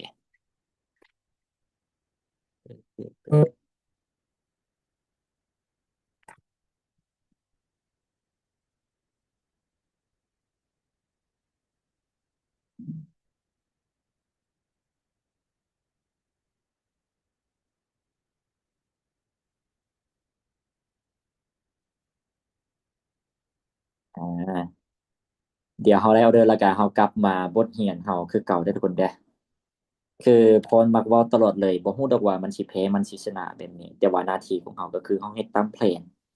แล้วก็โดยรวมหรือว่าสถิติรายอาทิตย์รายเดือนสินะทุกคนก็เห็นว่าอ๋อคันเฮาเฮ็ดตามแผนตามระบบเฮามันก็มีกำไรถึงว่ากำไรบ่หลายสินะมันก็มีสิอ่าเดี๋ยวเฮามากลับตัว หรือว่ามาต่อบทเรียนเฮากันซึ่งท่าต่อไปก็คือสิเป็นตัวไฮบริดอ่าแล้วก็พรก็ได้อ่านไกด์ไลน์ตอนแรกตัวสไลด์ว่าอ๋อการที่ว่าเฮาสิเข้าใจหรือว่าเล่นท่านี้ได้แสดงว่าอ๋อเฮาต้องเข้าใจการวิเคราะห์กราฟนำโดยที่ว่าบ่ใช้เครื่องมือแบบนี้สินะตัวอย่างโซนแบบนี้เฮาเบิ่งเป็นบ่เฮาต้องรู้พวกนี้ก่อนเปิบตัวอย่างเสร็จๆนี่เสร็จนี่บ่ได้ที่จื้อแน่เฮาได้เซลล์กันลงมานะเสร็จๆนี่เลยเฮาได้เซลล์เสร็จนี่ เขาได้เซลล์เซตนี้อ่าก็แสดงว่าเขาเซลล์เขาได้ราคาที่ว่างามนะผู้ใดที่ว่าทนถือ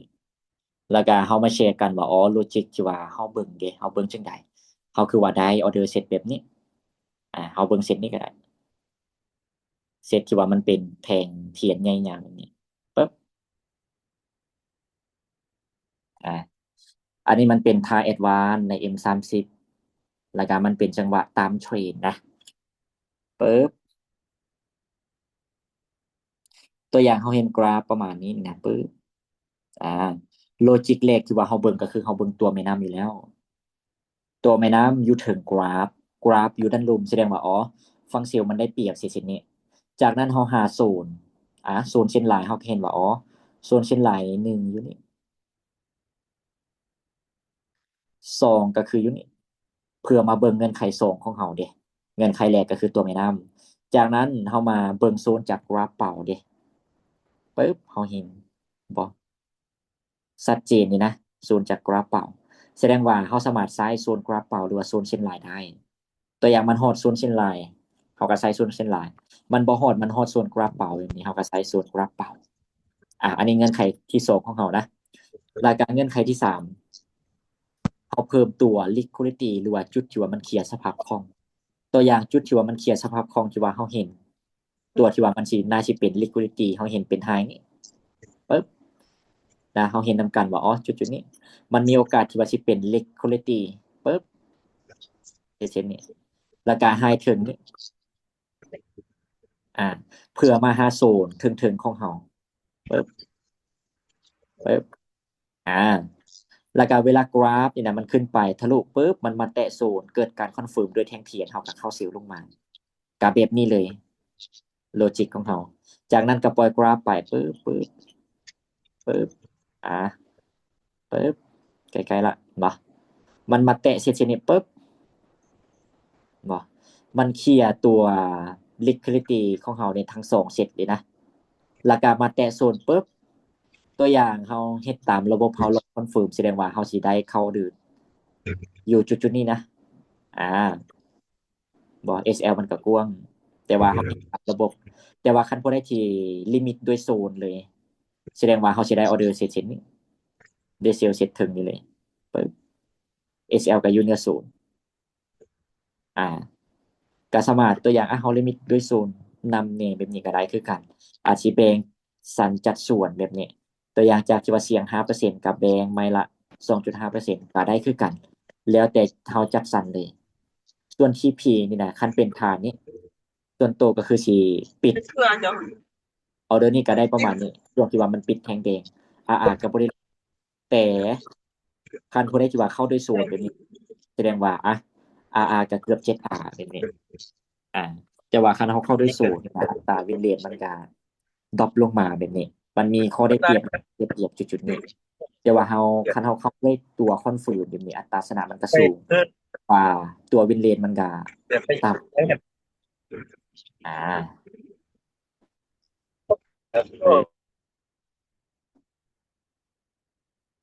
าโอเคพอเก็ตบ่ทุกคนฐานนี่หรือว่ายังเถื่อ ละเอียดนะ แม่นบ่ละเอียดแม่นบ่ตัวอย่างเซตนี้นี่นะเอาลองตัดกราฟกันเบิ่งปึ๊บอ่าเอาจริงๆนี่นะเส้นลายมันก็บ่ทันฮอดแม่นบ่แต่มันฮอดตัวโซนของเฮาเด้คันเฮาละเอียดหรือว่าเฮาเก็ตเบื้องต้นตัวสไลด์ที่ว่าพรหยิบยกขึ้นมาเฮาก็สิเห็นชัดเจนว่าอ๋อคันมันฮอดโซนเส้นลายเฮาก็ใส่ได้มันฮอดโซนนี้เฮาก็ใส่ได้ ตัวอย่างสัญญาณมันเกิดการใช้หรือว่ามันบ่เกิดแต่ว่ามันเกิดการคอนเฟิร์มโดยแท่งเทียนเสร็จตัวอย่างเสร็จแบบนี้เฮาก็เข้าได้คือกันเพราะว่าตัวสัญญาณเนี่ยนะพรกาไม้บวกไม้ลบเพื่อว่าอ๋อมันมีก็ได้บ่มีก็ได้แต่ว่าแท่งเทียนมันต้องมีดูว่าเสร็จลังมานี่เดี๋ยวเฮาเบิ่งกันเสร็จนี้เนาะเฮาเซลปุ๊บเนี่ยมันทุบเลยเสร็จนี้เสร็จนี้นี่นะน่าสิเป็นออเดอร์ที่เฮาเปิดซูมนํกันเฮาได้ออเดอร์เสร็จนี้นะอ่าแล้วก็โลจิกการเบิ่งเนี่ยปึ๊บเฮาเห็นกราฟมันเป็นแบบนี้อ่าแล้วก็ตัวแม่น้ำเนี่ยมันอยู่ด้านเทิงแสดงว่าอ๋อฝั่งซิลมันได้เปรียบนะเสร็จนี้จากนั้นกราฟมันลงมาปึ๊บแม่นบ่แสดงว่าโซนหรือว่าเงื่อนไข2โซนเส้นลายอยู่ถึงพี่แล้วก็โซนจากกราฟเป่าเด้เฮาเห็นว่าอ๋อแถวๆนี้มันมีศูนย์เฮาเห็นนํกันนะแล้วก็เวลาที่ว่ามันสร้างสวิงไฮเสร็จนี้ปึ๊บเสร็จนี้มีโอกาสที่ว่าเป็น liquidity เสมอปึ๊บแล้วในเมื่อที่ว่ามันเป็น liquidity ปึ๊บแล้วเวลากราฟมันขึ้นไปปึ๊บมันเคลียร์ liquidity ปึ๊บ50แสดงว่าเวลามันเกิดการคอนเฟิร์มเฮาก็เล็งเซลล์ลงมาอ่าก็คือเสร็จนี้เลยปึ๊บเนาะปึ๊บมันเคลียร์ปึ๊บมันมาแตะโซนของเฮาแสดงว่าอ๋อเฮาก็เล็งเซลล์เลยเล็งเซลล์ลงมาเลย SL กับเนื้อไส้ TP ตัวอย่างเฮานี่ตอนที่ว่ามันเกิดแท่งแดงแท่งเขียว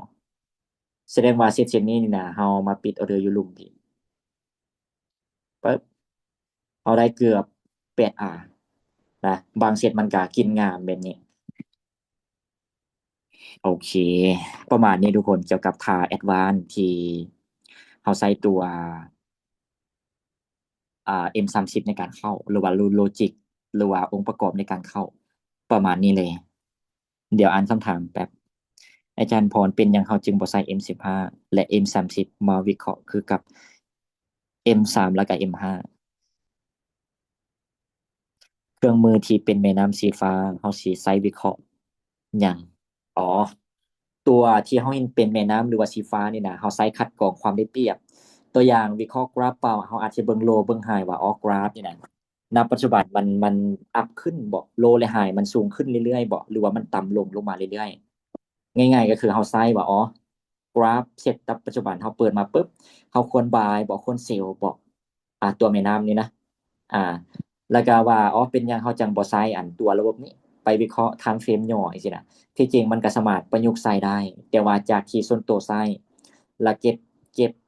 เอิ้นว่า back test มาแล้วก็เทรดหน้างาน back test เก็บสถิติมาสินะก็เลยว่าท่านี้นี่น่ะมันเหมาะกับ time frame ใหญ่จังซี่แต่ว่าคันเป็น time frame ย่อยเราต้องได้รอครบเงื่อนไขอ่ะประมาณนี้นะโอเคคำถามอื่น ทองคำ M5 เทียมเข้าเงื่อนไขแนวอาจารย์แม่นบ่เดี๋ยวลองเบิ่งหน้างานกันเป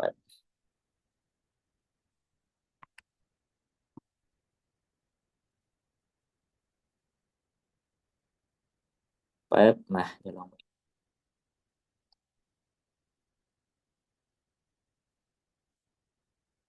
อ่าคือ M5 ณปัจจุบันนี่นะบ่ที่จริงมันก็เกิดการคอนเฟิร์มแม่นบ่แต่ว่าเซตนี้นี่นะโอกาสที่ว่ามันสิขึ้นต่อนี่ก็ยังสูงอยู่คันเฮาวิเคราะห์กราฟเอิ้นว่าบ่ออกเลยสินะเส้นนี้เฮาอาจสิเบิ่งเซลล์ลงมาแต่ว่าคันเฮาใช้ลอจิกอื่นประกอบแบบนี้เฮาก็เบิ่งว่าอ๋อโอกาสที่ว่ามันสิขึ้นต่อนี่ก็ยังสูงอยู่แต่ว่าเซตนี้ก็สามารถเข้าได้พอเห็นกราฟประมาณนี้ปุ๊บเนาะมันเกิดการคอนเฟิร์มเกิดสัญญาณอ่า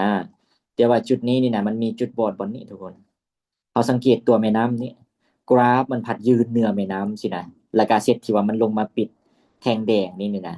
มันผัดบอลลุดลงมาตัวแม่น้ำพี่ก็เลยว่าเซตแบบนี้อัตราชนะมันต่ำคันมันเป็นเซตที่ว่างามก็คือ เวลามันขึ้นทะลุไปหนิดนึงสินะเวลามันลงมาแทงนี่นะมันต้องปิดเอิ้นว่าปิดเป็นแทงงาม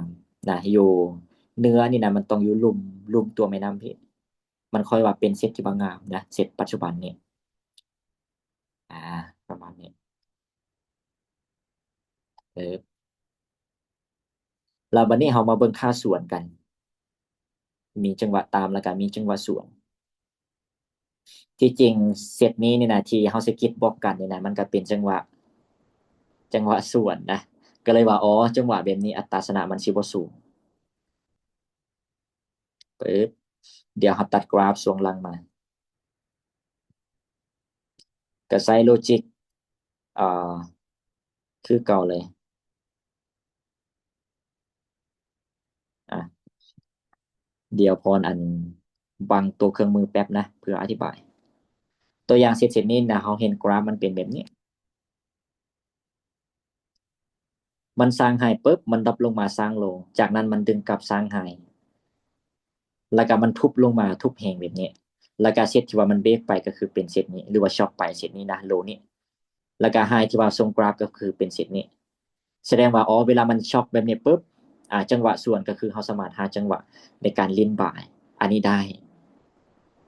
จากนั้นเรามาเปิดตัวเครื่องมือกันปุ๊บถ้าส่วนกับแบบนี้เลย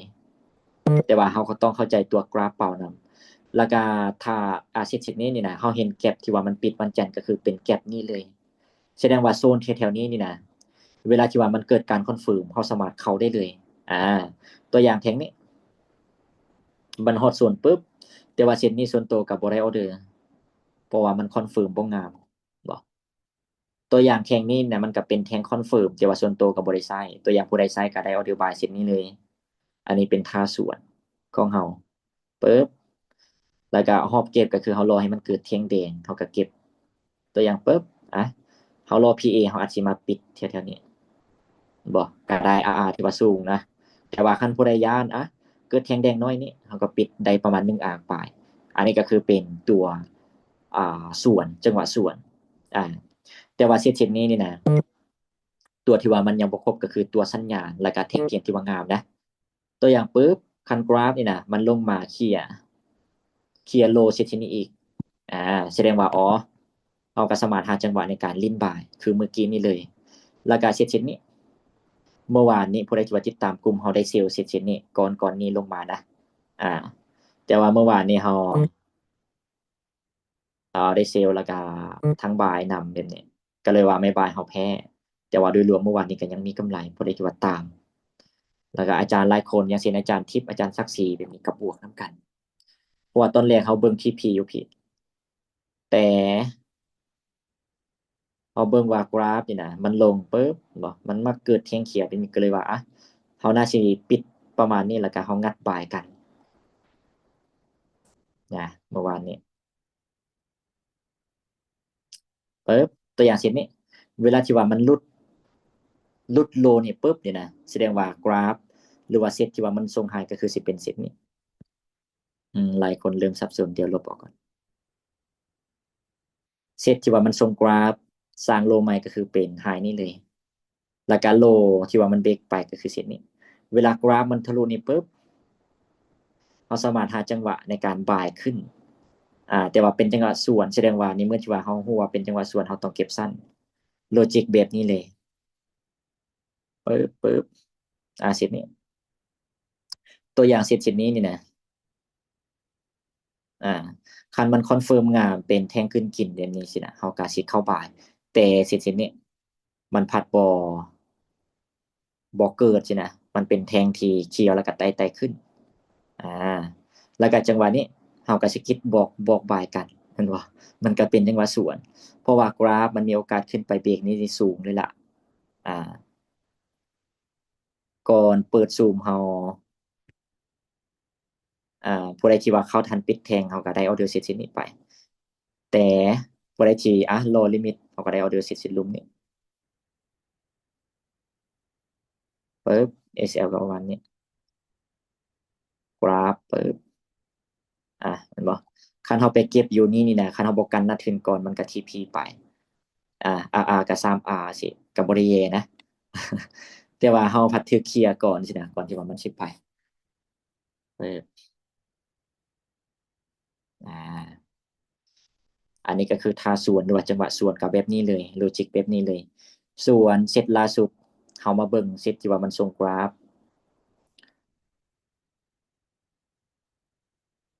ไฮที่ว่ามันส่งกราฟก็คือเป็นไฮนี้สวิงนี้นะจุดที่ว่ามันเบรกไปก็คือเซตนี้แสดงว่าเวลากราฟนี่นะมันขึ้นไปจังซี่มันสร้าง liquidity ปุ๊บมันขึ้นไปเคลียร์ปุ๊บแล้วมันฮอดโซนจังซี่นะไปแตะโซนเดนไลน์โซนเส้นไลน์บ่หรือว่าโซนจากการวิเคราะห์กราฟเปล่าแบบนี้นะแสดงว่าก็เข้าเงื่อนไขถ้าเทรดแอดวานซ์ตัว M30 จังหวะตามเทรดแล้วเวลาเกิดการคอนเฟิร์มปุ๊บเฮาก็เล็งเซลล์อีกนัด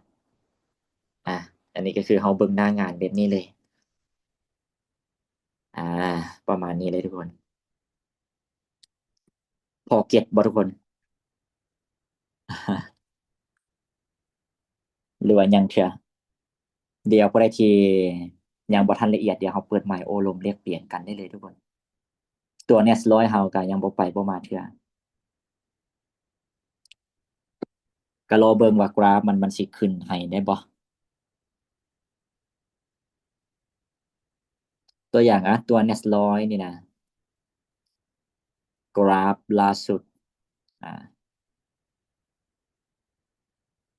าตัวเน็สร้อยนี่นะที่จริงเขาก็ตามจังหวะฝั่งบายก็ได้เปรียบสินี้แต่ว่ามีแต่นิดนึง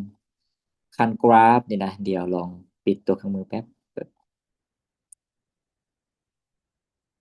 คันกราฟมันขึ้นแบบนี้ปุ๊บแล้วก็มันทิ้งตัวลงอีกเที่ยวสินะแล้วก็มันเกิดการคอนเฟิร์มเสร็จลุ่มๆนี่เฮาบายมันเป็นจังหวะที่ว่างามเลยเพราะว่ามันสร้าง liquidity ได้สินี้อ่านะอันนี้ไกด์ไลน์ว่าเวลาที่ว่าเฮาเจอจริงแบบนี้เปิดประมาณนี้ทุกคนเดี๋ยวเฮามีคำถามเฮาแลกเปลี่ยนกันได้เลยเพราะว่าหลายคนก็อาจสิยังงงๆตัวอย่างปุ๊บถ้าก็เข้ามาเดี๋ยวนี้นะไปเข้าห้องนี้เลยหรือว่าเรียนนำกันเลยแน่นอนงงแต่ว่าคันเฮามีพื้นฐานอย่างเช่นผ่านมาเฮาก็เคยเทรดหรือว่าเคยเรียนนำอาจารย์หลายๆคนเพราะว่าภาคที่พอรับผิดชอบก็คือเป็นตัวระบบเครื่องมือเลยสิบ่ได้ละเอียดหรือว่าไกด์ไลน์ว่าการที่ว่าเฮาเบิ่งโครงสร้างจากกราฟเปาสินะต้องวัดต้องเบิ่งโลสวิงไฮที่แข็งแรงจังใดสิโครงสร้างแบบใดที่ว่าสมบูรณ์แบบนี้หรือว่าโซนออร์เดอร์บล็อกดีมานด์ซัพพลาย AVG Hidden บ่หับตานบ่โซนพูลคีย์เลเวลนี่นั่นเพิ่นก็บ่ได้เสื่อมตัวนั้นให้เพราะว่าอาจารย์ทิพย์เพิ่นก็สอนมาละแล้วก็ตัวแท่งเทียนก็คือกันอาจารย์ศักดิ์ศรีเพิ่นก็ได้กึ่งมาละมื้อนี้ก็คือเฮามาประกอบเซตอัปว่าการที่ว่าเฮาใช้ตัวเครื่องมือสินะเฮาใช้จั่งใดก็แบบนี้เลยแต่ว่าเฮายังท่าตัวเอิ้นว่าเป็น แอดวานซ์ขึ้นอีกโดยที่ว่าเรานำหลายๆไทม์เฟรมมาประยุกต์เข้ากันหรือว่ามาเชื่อมเข้ากันปึ๊บอ่าเก็ตได้เนาะทุกคนเนาะหรือว่ายังเทื่อตัวอย่างเซตปัจจุบันโทรองค์นี้นะปึ๊บโซนที่เราเห็นก็คือสิเป็นโซนนี้นะอ่าตัวอย่างผู้ใดที่ว่าคันมือสิ่งลิ้นจังว่าบายเซตนี้ก็ได้แต่ว่าส่วนตัวบ่ได้เข้าเด้อเพราะว่ายังได้ออร์เดอร์ตัว Next 100อยู่ อันนี้เฮาไกด์ไลน์ว่าเวลาที่ว่าเฮาเล่นนี่นะคือส่วนตัวเล่นแบบนี้เลยมันมีทั้งจังหวะที่ว่าส่วนจังหวะที่ว่าตามแต่ว่าเฮาก็เข้าใจว่าจังหวะส่วนนี่นะอัตราบินเลนมันก็ค่อนข้างว่าต่ำก็เลยว่าเฮาต้องได้เซฟความเสี่ยงลงตื่มแบบนี้จากที่ว่ายอมเสี่ยงไม้ละ10% 5%เฮาก็ดร็อปลงมา2% 3% 1%ก็แล้วแต่เฮาจัดสรรกันเลยตอนนี้ก็ยัง22ท่านนาทีเข้าร่วมนำกันเดี๋ยว ข้อมูลที่ใดที่เราบ่เก็ตหรือว่าบ่ละเอียดเราแลกเปลี่ยนกันเลยทุกคนมีบ่อ่าเปิดไมค์ได้ทุกคนเปิดไมค์ได้สบายดีจันพรโดยสบายดี อันน่ะ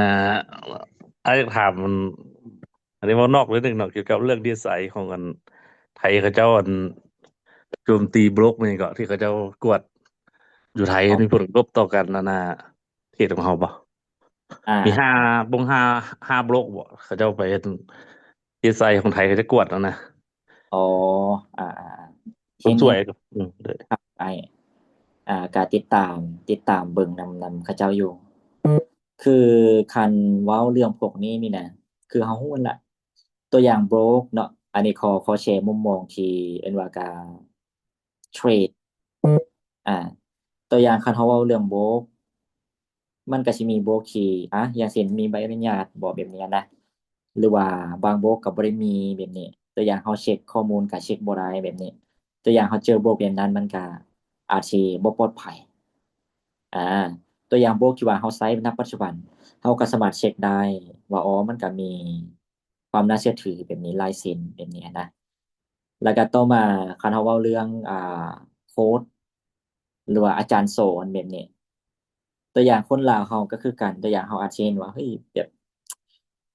ในสิ่งที่ว่าเขาแชร์หรือว่าเขาสื่อแบบนี้นะหรือว่าโชว์แบบนี้เห็นออนไลน์มันก็รู้สึกว่ามันเวอร์นะมันอาจสิเกินความจริงอันนี้บ่ในเชิงไกลกล่าวนะเราเบิ่งตามความจริงเพราะว่าทุกคนก็เห็นนำกันว่าอ๋อมันเป็นแบบนั้นอีหลีเพราะว่าบางครั้งนี่นะมันอาจสิบ่แม่นทั้งหมดเพราะว่าคันเรานึกภาพหรือว่าคิดอีกมุมเฮ้ยคันแบบมันได้หลายขนาดนั้นสินะก็น่าคิดอยู่สินะก็เลยว่าสิ่งที่ว่าเราเห็นโซเชียลตามโซเชียลมันอาจสิบ่แม่นทั้งหมดอ่าแล้วก็เคสแบบนี้นี่นะคันเราย้อนกลับไปช่วงหลังมาเราก็อาจสิเคยยินว่าอ๋อการระดมทุนเทรดแบบนี้ หรือว่า Forex อหย่างก็ 3D บอกเขาก็เห็นเป็นเคสตัวอย่างซึ่งพวกนี้นี่นั่นส่วนหลายมันเป็นรูปแบบการระดมทุนตัวอย่างปุ๊บฝากเงินระดมทุนมาแล้วก็ค่อยเทรดแบบนี้ค่อยผัดเฮ็ดพอร์ตแตกแบบนี้นะอาจสิเจอตัวอย่างเฮาไปรับประกันทุนคือลาวเฮาเนี่ยนะช่วงหลังมานี่ก็มีคือกันไปรับประกันทุนว่าฝาก copy trade นี่นั่น มีคือกัน อันนี้ก็เห็นผ่านๆแต่ว่าทีมงานเฮาก็คือบ่มีแบบนั้น เวลาที่ว่าเฮาแชร์เฮาแบ่งปันกันนี่เลยบ่ได้บอกว่าเฮ้ยเข้าแบบนี้มันสิอัตราชนะสูงแบบนี้หรือว่าอัตราชนะ100%เพราะว่าเฮาแชร์หรือว่าเฮาเซฟเวลาเฮาแชร์ใช่ไหมเฮาเซฟความเสี่ยงทุกใบอยู่แล้วหรือว่าเวลาเฮาให้เช็กให้หยังจังซี้นะเฮาก็เข้าจริงแบบเนี้ยนะอ่าแล้วก็คือน่าสิได้เบิ่งผ่านๆนะอันอิหยังก็คนไทยนะผู้หญิงบอกคือสไตล์ลาวเทรดมันรู้สึกว่าจังใดกดล็อตใหญ่แล้วก็ปึ๊บฟ้าปึ๊บแล้วก็ปิดอ่าเขาอาจสิบ่ได้เบิ่งหรือว่าบ่ทันได้เก็บเรื่องของความเสี่ยงตัวอย่างคันมันผิดทางเดะเฮายอมคัดจุดใดสินะอาจสิมีพวกนี้เข้ามาอันนี้เป็นมุมมองส่วนตัวนะจากที่เห็นแล้วก็เอิ้นว่าประสบการณ์อันน้อยนิดของตัวเองแล้วก็บัดนี้คันเฮานี่เดะมีผลกระทบบ่ต่อเฮาซึ่งเอาอีหลีเนี่ยมันบ่กระทบอยู่แล้วตัวอย่างบางโบรกเนาะตัวอย่างคันมันสิกระทบอย่างเช่นเป็นตัวเกตเวย์หรือว่าตัวบัญชีที่ฝากถอนผ่านธนาคารแบบนี้ตัวอย่างประเทศไทยแบบนี้เขาออกกฎหมายว่าบ่ได้ให้บริษัทหรือว่าเกตเวย์แลกเปลี่ยนสินะการฝากการถอนอาจสิเจอปัญหาตัวนั้นแต่ตัวโบรกมันก็มีหลายช่องทางที่เราสามารถฝากถอนได้อย่างเช่นคริปโตแบบนี้นะก็ได้คือกันหรือพันวิสาบอกแบบนี้ก็ได้คือกันอ่าประมาณนี้อันนี้เป็นมุมมองส่วนตัวแต่อย่างเฮาย้านแบบนี้เฮาก็บ่ฝากหลายแบบนี้นะหลักร้อยหลักพันแบบนี้ก็เทรดไซส์ตัวเอิ้นว่าเป็นพอร์ตเป็นตัว SL แบบนี้ได้อันนี้เป็นมุมมองส่วนตัวได้ก็สามารถหรือว่าผู้ใดที่ว่ามีไอเดียจั่งใดก็สามารถแชร์แลกเปลี่ยนนำกันได้ทุกคนกราฟ Next100 เฮาก็บ่ไปบ่มาเด้เข้าใจสวัสดีอาจารย์โดยสบายดีอันขอรบกวน ถามหนิดนึงเนาะแล้วก็ช่วยแชร์อันแนวความคิดตื่มหนิดนึงเนาะเกี่ยวกับอาจารย์เนี่ยนะแล้วรบกวนถามว่าอาจารย์นี่มีวิธีการบริหารเงินแนวใดมีการกำจับความเสี่ยงต่อสุดนะประมาณจักเปอร์เซ็นต์นะอ๋อ และอาจารย์ได้พอร์ตประมาณเท่าไหร่ในการเข้าเทรดในแต่ละสุดและอาจารย์มีวิธีการเก็บเป็นมื้อบ่ล่ะเป็นรายอาทิตย์นะช่วยแชร์ตัวนี้ให้ฟังแหน่ในแนวความคิดของอาจารย์นะอาจารย์เคยเฮ็ดมานะ อ่า แต่ก็ อ่า อยากรู้ ได้เดี๋ยวเดี๋ยวน้องสิแชร์เป็นตัวที่เก็บสถิติให้เบิ่งเป็นตัวอย่างเด้อเพื่อเป็นมุมมองให้กับหลายๆคนตัวอย่างเฮานำโมเดลนี้ไปใช้สินะก็ได้คือกัน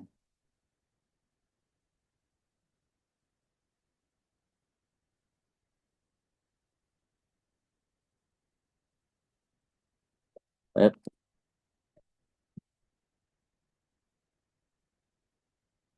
บริวารตอนนี้มาอุดมใส่สอนอยู่ไฟก็ยังหมดแล้วเดี๋ยวแป๊บนึงเด้อสั่งไฟแป๊บไปคอมแป๊บ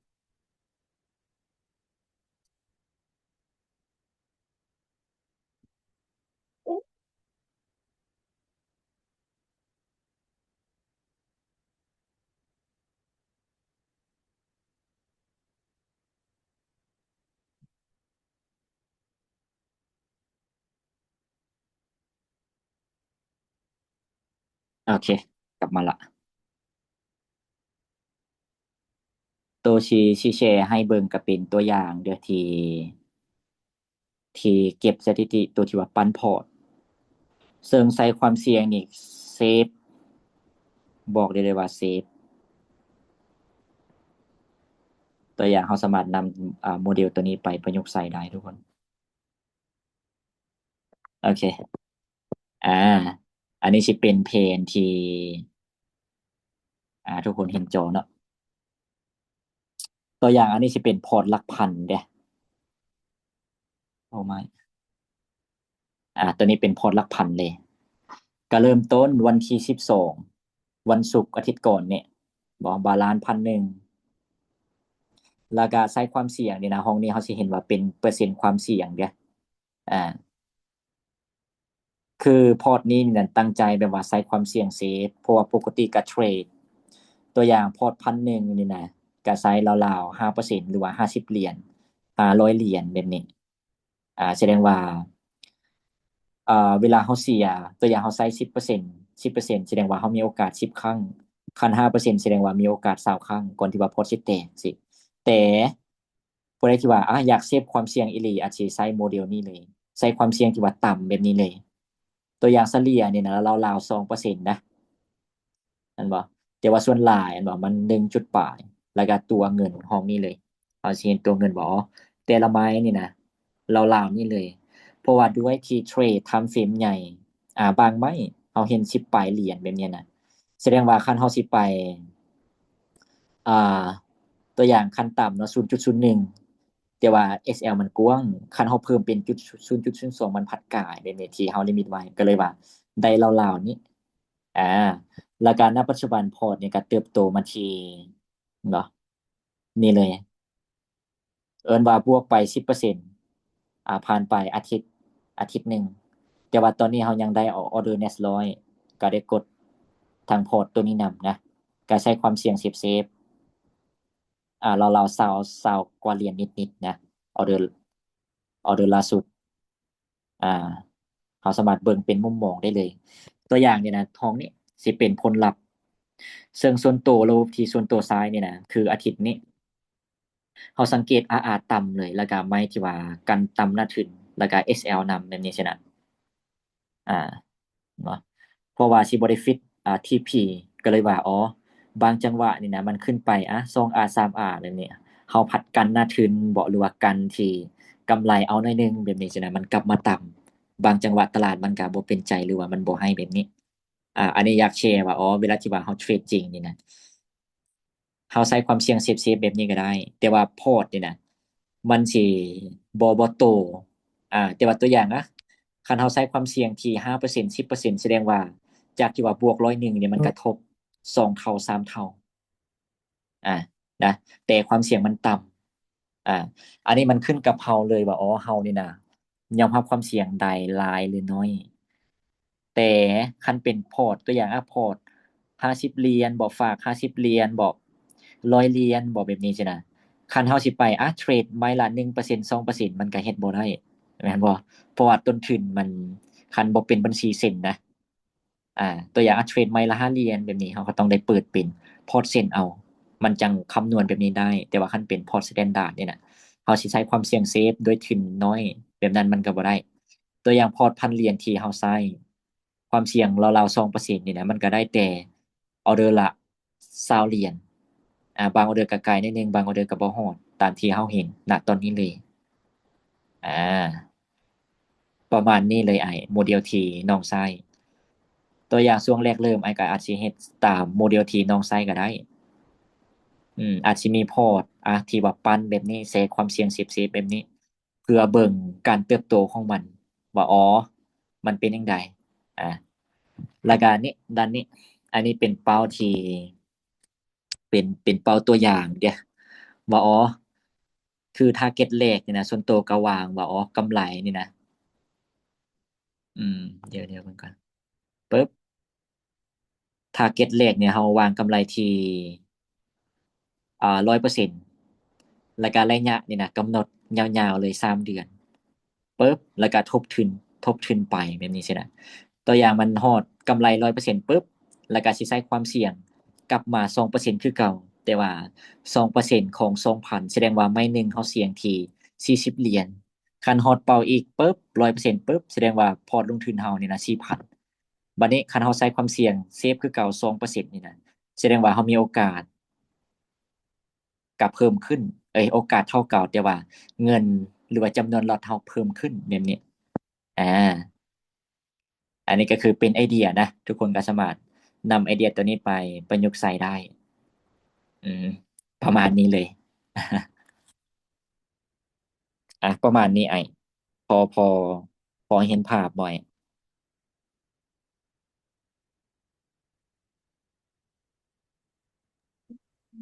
จะเห็นภาพแล้วขอบใจหลายอาจารย์ โอเค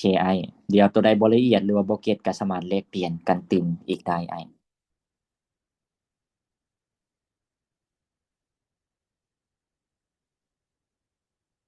ปึ๊บคนอื่นเด้มีคำถามหรือว่าตัวใดที่อยากแลกเปลี่ยนกันอีกบ่ถามได้นะทุกคนนะถามได้แลกเปลี่ยนกันได้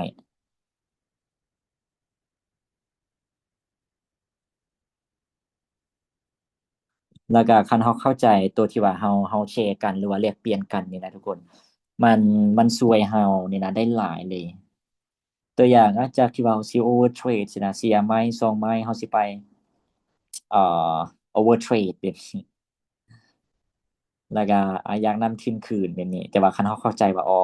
โดยรวมคันเราเฮ็ดตามแพลนนี่นะเรามีสถิติเบิ่งมันสวยได้หลายเลยแหละอ่าก็เลยว่าอยากให้ทุกคน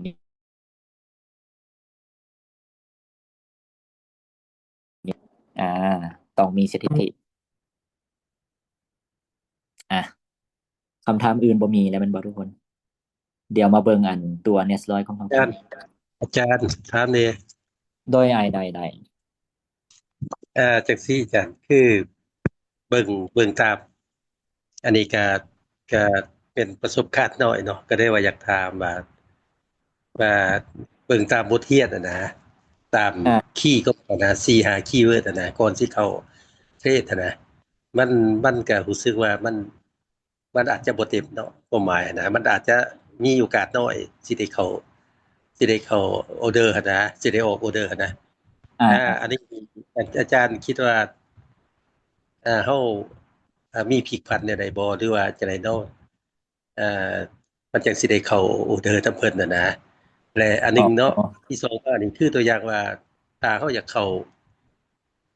ไปเทรดกับพวกที่อาจารย์นี่นะการเอิ้นว่าออกคือตัวอย่างว่าอาจารย์ว่าสั่งว่าออเดอร์เด้อสั่นเข้าไปจังซี่นี่ก็ได้บ่อาจารย์แบบนี้นะ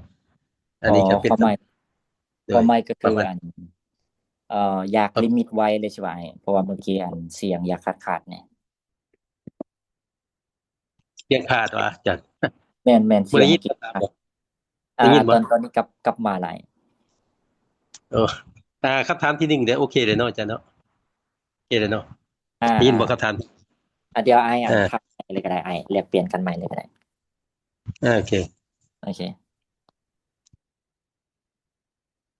โอเคคือจังซี่เนาะอาจารย์เนาะคือคำถามทบิดหั้นนะคือตามผมอันนี้สังเกตการณ์ตัวจริงเนาะก็คือปกติหั้นนะตามระบบของเพิ่นหั้นมันจะมี3 4 5 4ขั้นตอนเนาะหลัก อ่า ๆที่ว่า แม่น เราจะเข้าประเทศออกออเดอร์แต่ละครั้งหั้นนะแต่ว่าสังเกตไปสังเกตมานี่แหละก็บ่ทันได้อิหยังดอกก็เฮาก็เริ่มหยังนั่นแหละประมาณนั้นน่ะแต่ว่าก็คิดว่าโอ้คันว่าถ้ามันเต็ม4เงื่อนไขนี่มันก็ส่วนสิได้ออกออเดอร์นี่มันก็บ่ธรรมดาเด้เนาะนอกฉะนั้นก็เลยว่าอยากถามว่านอกจาก4เงื่อนไขนี่มันมีอันใดแหน่เพิ่มเติมที่ว่าเป็นขั้นตอนย้อนขั้นตอนเนาะก็คือเฮาจังสิได้ออกออเดอร์อันนี้คือคำถามทวิตเนาะอาจารย์เนาะเข้าใจเนาะครับ เออ ละเอียด นี่คำถามที่2นี่ก็คือเอ่อคือมันเป็นคำถามแล้วก็เป็นคำว่าจะไดล่ะสมมุติว่าเนาะคือเฮานี่เป็นคล้ายคือว่าเป็นเด็กใหม่ซะเป็นผู้ใหญ่อยู่แต่ว่าเป็นเด็กใหม่ที่เข้ามาอยู่ในวงการของตัวนี้ซะ อื นะ อฮึ แต่ว่า ได้ เขาก็อยากพยายามเว้าตรงๆเลยก็คือเป็นคนมักศึกษามักเรียนแต่ว่าอยากเรียนนำแหน่อยากเฮ็ดตัวจริงนำแหน่เพื่อความผิดพลาดเนี่ยเล็กๆน้อยๆก็อย่าแต่ว่าเพื่อสิได้บทเรียนน่ะนะเฮาก็อยากผมหมายว่าพร้อมที่อยากเข้าพร้อมอาจารย์น่ะนะมันเป็นเวลาใดตอนใดที่ว่าเฮาสามารถเข้านำเอิ้นว่าออกออเดอร์หยังนำอาจารย์นี่สินี่ได้ อ๋อ นี่นะประมาณนี้อาจารย์เข้าใจเนาะเนาะ โดย เคลียร์หลายโอเค โดย แชร์ให้ต่างว่าแชร์แลกเปลี่ยนกับหลายๆคนนำเลย คือตัวระบบเนี่ยนะ ตัวอย่างคันทุกระบบบ่ว่าสิเป็นตัววิเคราะห์กราฟเปล่าแบบนี้ มันก็ต้องมีโลจิก1 2 3 4 5คือกัน ตัวเครื่องมือก็คือการว่าการที่ว่าเฮาสิเข้าออเดอร์1แบบนี้เฮาต้องได้รอโลจิก1 2 3 4แบบนี้ ตัวอย่างคันเฮาเบิ่งแต่คู่เดียวเบิ่งแต่คู่ทองคำบางมื้อคันเฮาเบิ่ง time frame ใหญ่แน่แบบนี้บางมื้อมันอาจสิบ่ได้มีเซตอัปให้เข้าคันเฮาเทรดเอิ้นว่าใส่แต่ท่าเดียวแต่ว่าจุดที่ว่าเฮาสิเปลี่ยนว่าเฮ็ดจังได๋เฮาสิได้เข้าเทรดลายไม้หรือว่าลายออเดอร์1มาก็คือเฮาเบิ่งลายคู่อันนี้เป็นคีย์ที่1อย่างเช่นเบิ่งตัว Nesloi นำตัว BTC นำเป็นตัวทองคำนำอันนี้ได้ ตัวอย่างคู่นี้มันบ่ตรงคู่นั้นมันอาจสิตรงแบบนี้แล้วก็ต่อมาปึ๊บเฮาเข้าใจระบบหลายๆระบบ ตัวอย่างจังหวะตามระบบตามโครงสร้างตามเทรดเฮาก็เข้าใจ แสดงว่าท่านั้นเฮาก็รอลิ้นจังหวะตามเทรดแล้วก็จังหวะส่วนเฮาก็เข้าใจ แสดงว่าเวลากราฟตัวอย่างเฮาตกรถจังหวะตามเทรดมันเบรกไปปึ๊บเฮาก็หาจังหวะลิ้นส่วนไปปึ๊บเก็บกำไรปึ๊บก็ลิ้นตามอันนี้ได้คือกันได้เวลาที่ว่าเฮาเข้าใจว่าเอิ้นว่าภาพในอันคลังเฮาสินะเฮาก็เข้าใจลายท่าสินะเฮาสามารถประยุกต์แบบนี้ได้เลยบ่หมายความว่าเฮาต้องได้รอท่าเดียวพอเข้าละเอียดเกี่ยวกับอันสิ่งที่ว่าแชร์ไปหน่อย โอเคก็พอเข้าใจส่วนหนึ่งเนาะโอเค โดยต่อไปเลยจ้ะ จากที่ตัวอย่างคือส่วนตัวนี่แหละตามให้ซิกให้เพลนอยู่กลุ่มก็บ่ได้เทรดหลายอันนี้สิเสริมให้ตัวอย่างเฮาจากที่ว่าเฮาเซฟความเสี่ยงปึ๊บตัวอย่างใส่ความเสี่ยงที่2% แล้วก็เฮาไปเทรดดุสินะมื้อนึงเทรด5-6ไม้เป็น10ไม้แบบนี้เฮาอาจสิเพิ่มความเสี่ยงขึ้นมาที่ 5% 6% แบบนี้ได้แล้วก็เทรดน้อยๆแต่เวลาเฮาได้มามันก็ได้หลายเพราะว่าเฮาเพิ่มตัวความเสี่ยงขึ้น อันนี้ก็เป็นทางเลือกอีกทางเลือกหนึ่งแล้วก็ต่อมาที่แลกเปลี่ยนนำก็คือเป็นตัวว่าณปัจจุบันนี้เฮาก็บ่ทันได้แบบบ่ทันได้เก่งเรื่องการวิเคราะห์แล้วก็เฮาก็อยากลองเทรดเอิ้นว่าหาเงินจากมันไปเลยสินะคือติดตามกลุ่มได้เลยเพราะว่าเวลาที่ว่าทางอาจารย์อย่างเช่นน้องเองเนาะคือพรเองแล้วก็ ทางอาจารย์ทิพย์อาจารย์ทาโร่อาจารย์ศักดิ์ศรีอาจารย์ตุ้ยเวลาเขาเจ้าเทรดเขาเจ้าก็ส่งแผนลงกลุ่ม ตัวอย่างเฮาทันเข้าเฮาก็สามารถเข้านำได้ หรือว่าเบิ่งเป็นมุมมองได้คือกันอ่าแต่ว่าบ่แนะนำแบบว่าเฮาบ่ทันเก็ตแล้วเฮาไปกดมั่วนะบ่แนะนำแบบนั้นประมาณนี้โอเค